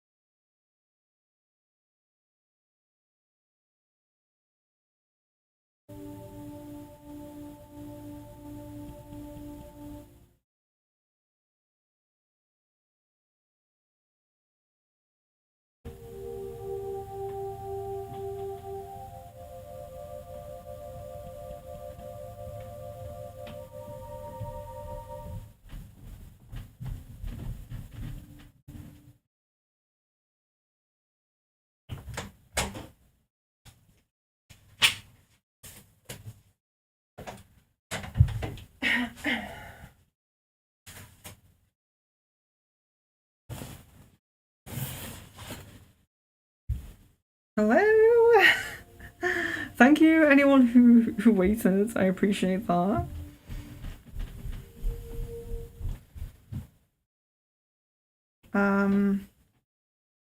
So Kaylee says Salem, my black cat, protects me in my bad dreams and also needs my arms, stomach, legs while pairing to heal me. I feel like he protects me from bad spirits and energy. Yeah.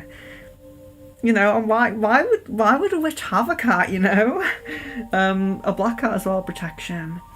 Kaylee, I do bath rituals for manifesting and cleansing. Yeah, water is really important, and if you really set the intention as well, it's cleansing you or put positive energy into it. I mean, I believe that, you know, I kind of, I enjoy what I do. I enjoy my day-to-day life. I enjoy, like, what I manifest as well, and I just feel like everything I do, all of the cleansing, of course I cleanse a lot because I do a lot of spells for people and things like that, energy work for people, so I have to cleanse a lot. I have to be cleansing and constantly keeping up, you know, I can't be lazy or anything with it, but I feel positive, I feel it works, I feel the things that I do work because I am kind of, in a sense, where I want to be, so yeah. Oh my gosh, me too. I was that philosophical kid too. My uncle used to say I was an indigo child, and I was called an old soul. Yes, I was always called an old soul. Yeah, I was always called an old soul. A deeper understanding of things and psychology of humans. Jasmine says I was a scary kid, scared of everything. Yeah, I think I was a bit kind of like overly cautious, like an overly cautious person. Definitely. Miss Venus, I had a fascination for space and investigating the occult and prophecies, like the Nostradamus prophecies. I was that weird child from my parents. Yes, and that's what my mother was like. So, my grandfather was Hungarian, and he was into occult and all things like that. And when my mother, unfortunately, both parents died when my mother was very young. But when straight away when she was young, she would like go to the libraries with her. So it was her nan, I think, because her mum passed away. Her nan then looked after her, I believe, and they would go to the libraries. And my mum would just be drawn to the occult section, anything to do with tarot or occult or anything, and she'd just be stuck there. And she didn't know anything. Like, you know, her father died when she was maybe 2 or 3, so she didn't know that he was into that and that he did that. And of course they would tell her. They would say like, that's so strange that you're so drawn to that because that's what he used to do.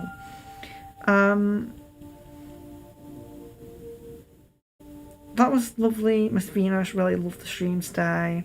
Thank you so much for your time and energy. You're very welcome.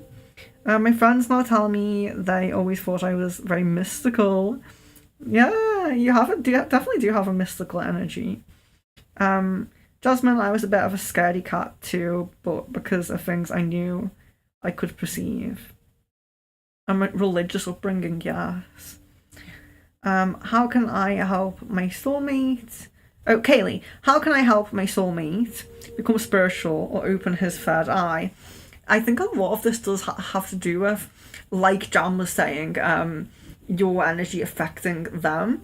So when someone's when someone's like atheist, you know, I think it's a bit more difficult. So if someone has the energy of they don't really know or they don't really care or they don't really believe, it's a lot more difficult to kind of let your energy and your intentions seep through and into them. It's a lot more difficult than if they do believe something, if they're open already. They have like their own path, but they're open, you know. When people are a bit closed off in that way, it can be more difficult, but ultimately your energy will seep through, you know. It's like me and Leon, you know.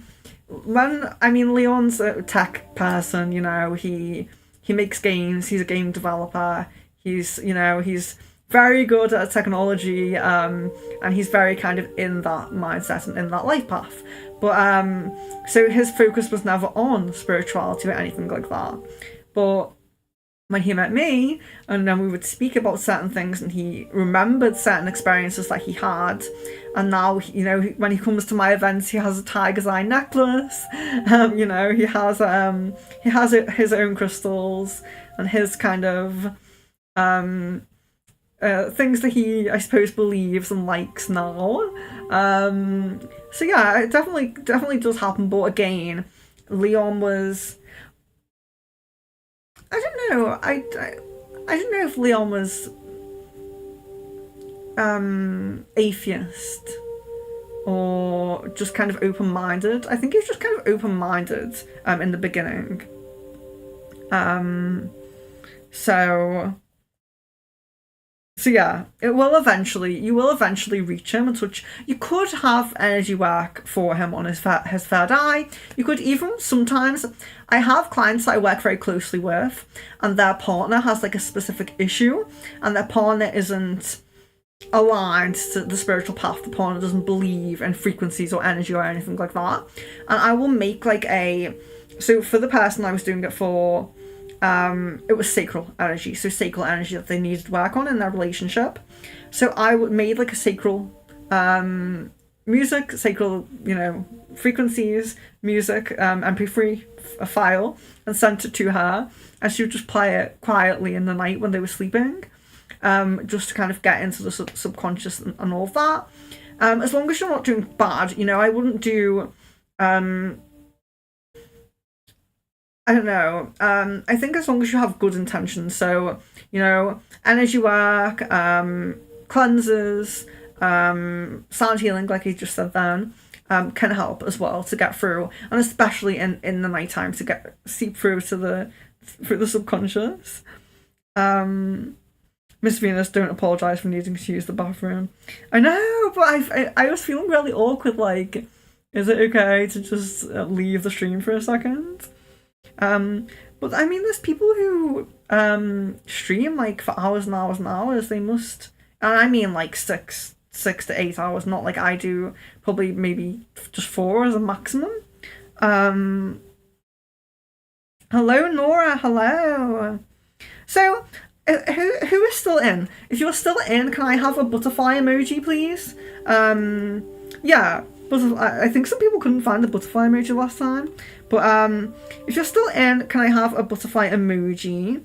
I just want to ask like some questions. So I enjoyed the stream. I think it was really, really nice. I like how it becomes more of a discussion and other people are giving input as well. Like, I think that's one thing I really like is I love like my channel, and I love being like on stream and things like that, but I don't want it to be like, I'm telling you, I'm talking to you, I'm like, the one who's like, I don't know, above people, I want it to be like we're in a circle, we're all on the same level, we're in a circle, we're all giving, helping each other. And sometimes as well, if I'm talking about something but someone in the chat has had an experience with it, they're very welcome to give that input, and that's the kind of thing that I like, and I would like. So, yeah, so I just had some questions. So I put some posts up recently, which are posts I wouldn't usually put up. I know that Miss Venus and Jasmine saw them. So they were posts about the Satanic club or Satanic after school club in Tennessee or somewhere in America. And there was also, that sounded so ignorant, somewhere in America. I do believe it was Tennessee. And then also I posted about the twin flame universe. Now, so I don't really talk about topics like that on stream. I've kind of kept my stream to be like only about spiritual things, only about things that not currently going on, not news, basically. How do you feel about talking about like news if it's spiritual based? Like twin flame is a very spiritual term. Is it being tarnished? How do you guys feel about discussing those kind of like topics? And maybe could we do? Would anyone be interested in more of a discussion about, in the news kind of topics, if there's something spiritual in that? Or would you be up for that? Just discussing it, and maybe even like looking at a few clips, playing a few like previews if I like put them together and things like that. Yeah, just wondering what you guys feel about that. Would you like it as like a stream, or do you just think discussing it on the post was like, I don't know, sufficient? Or doing, I'm just thinking about different streams, because there's also things like the spiritual healer based reality show as well, and I was thinking like, could we kind of look at that and stream that, and could we talk about that? Is it good to, I don't know, heal people in a reality show sense? Are they actually healing, or is it just drama for TV? Anything that's kind of spiritual based on TV or in the news. Would you like streams on it? So, Sid says, I'm still surprised I astral traveled without even trying. I was asleep and I never thought it was possible. Yes! And sometimes when you just discuss, when you keep up that discussion, you keep those intentions in your head, it happens. It just happens. Jasmine, not ignorant at all. I'm American and I forgot where it was. Miss Venus says, I love the discussion. Jasmine, I love the open talk, however you do it. Said, I don't mind discussing those topics if I have input to give I can think of. Nora, I would love spiritual advice on your channel, like oracle message from angels. Yes, Nora. Check my upcoming streams. I do crystal ball. I do spirit guide messages. I've done that before. We have coming up very soon. We have otherworldly past lives. So if you've had an elven past life or a fairy past life or something like that, we may pick that up in there. So tomorrow we have the third eye meditation, otherworldly past life, like I just said, crystal ball readings. Also on the 30th we have a members only crystal ball. It's at 6 o'clock.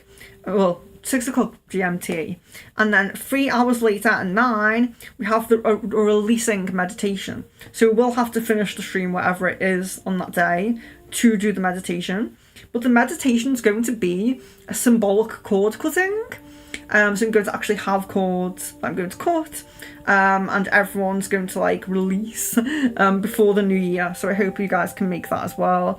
It's going to be very symbolic, basically. I hope you can make that. And Nora, animal spirit totem message, yes, I can do that. I can set up that stream. I don't think I've ever done that one. Thank you for the suggestion. I have spirit animal cards on the crystal ball stream, but I've never done a full spirit animal stream. I don't think I've ever done that fully. So that is a great suggestion. Thank you so much. I would definitely do that.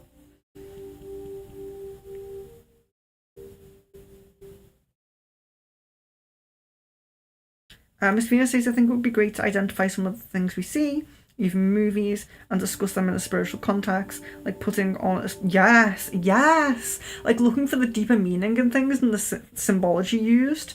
Because this is one thing that I always think about, because for those of you who know, I dealt with 3 entity attachments in my lifetime, and one of them looked like Gollum from Lord of the Rings, the actual Gollum, you know, the animated Gollum. And I thought that's so interesting because someone has created that. Someone has designed that, created that from their imagination, from their third eye, right? But I saw it, and I'm not a Lord of the Rings. Is it Lord of the Rings the Gollum's in? Yes. I'm not a Lord of the Rings fan. I watched it once a long time ago, but did like it. Didn't have any problems with it. It was very good. But I wasn't a huge fan. I wasn't someone who kept rewatching it every so often. So why did I see the entity as Gollum? Did that entity actually look like that?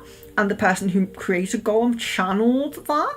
Or did I see the entity like that because I'd seen Lord of the Rings? So interesting, like how those things go. Do we see things in that way because that's how we think they're meant to look? Or do people who create films channel things? Do creative people channel real things? I think they do. But yes, Nora, very good suggestions. I really like. We've never done a full stream on Animal Totem ever. I think that would be amazing. I'd love to. So this month, like I said, we've got the third eye meditation and intuition testing tomorrow. Otherworldly past lives on the 20th. Members only crystal ball on the 30th. Release meditation for anyone, not just members. Release meditation for everyone. Manifesting on the 1st of January. Our good luck spell for the new year on the 1st of January. Now, in between these streams, there is going to be crystal balls. I know I keep saying it. They're not scheduled, but they will be crystal balls for everyone. But I think I might fit in a totem animal stream this month as well, because that is a great idea. I love that idea. Definitely wanted to do that. Totem animal.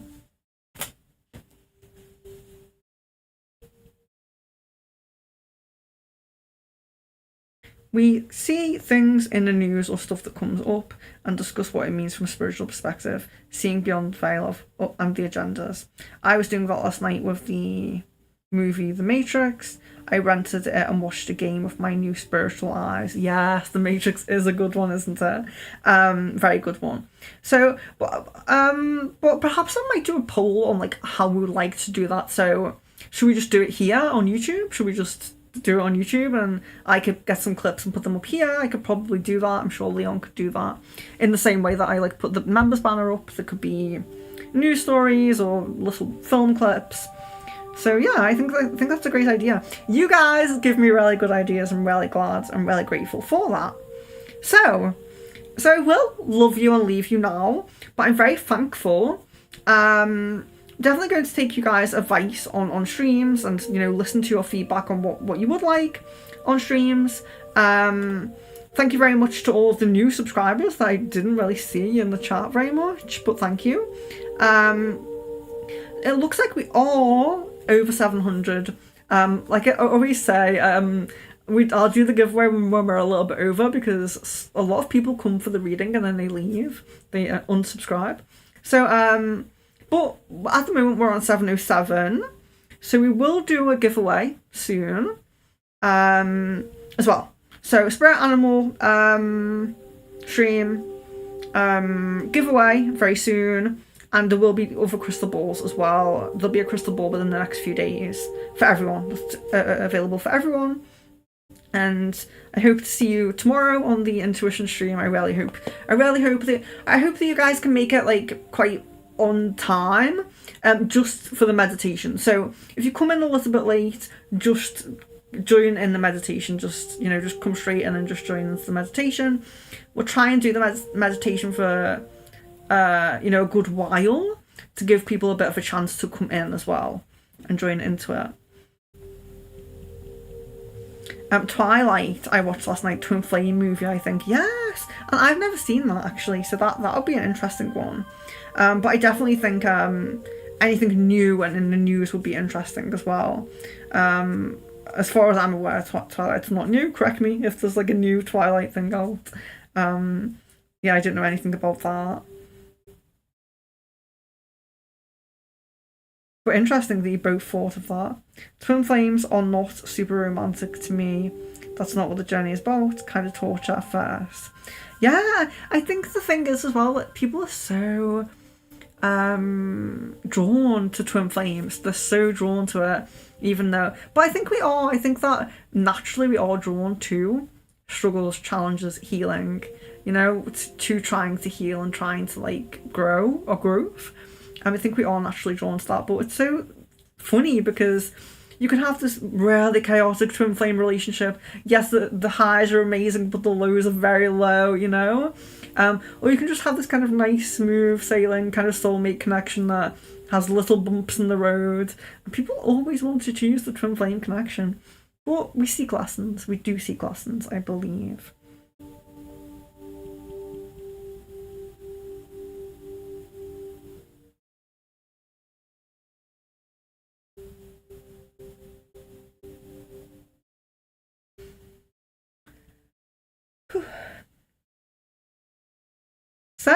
So I will say love, light and blessings to each of you, and I really do hope to see you soon. Miss Venus, I think people want soulmates, not twin flames. I feel like they get them confused. Yes. I do feel that. And I think some people, they meet the twin flame by accident, or accident, it is divine guidance, but they're not rarely seeking it like a lot of people are. And then it just like completely just makes their life chaotic for a while. And then they realise what a twin flame is. They didn't know at first.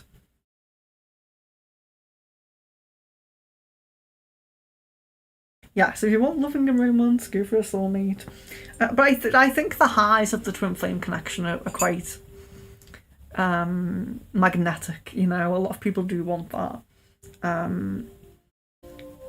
So yes, I don't really have a list for the otherworldly past life. I don't really have a list for the meditation. I don't really have a list for the abundance. I will need a list for the abundance spell, actually. Do make sure you've let me know if you want to be on that one. But yes, I will love you and leave you. Love, light and blessings to each of you.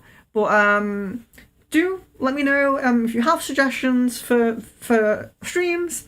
If you like anything, you don't like anything, let me know. If you haven't liked the video, please do like it, because it really helps. And yes, make sure you're subscribed, of course. I'm pretty sure you guys left or subscribed. But thank you very much. I really hope to see you all tomorrow on the third eye meditation. I don't know, why did I have to look at that? Like, it's just gone out of my mind. Third eye meditation and intuition test. Really hope to see you tomorrow. Yeah, I can't wait. I'm excited for this one, very interactive one.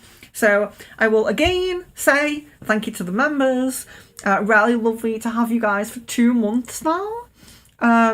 Really looking forward to anyone who goes for their free month, because I will be doing the members gifts, gifts after the 3 month mark. So love, light and blessings to each of you.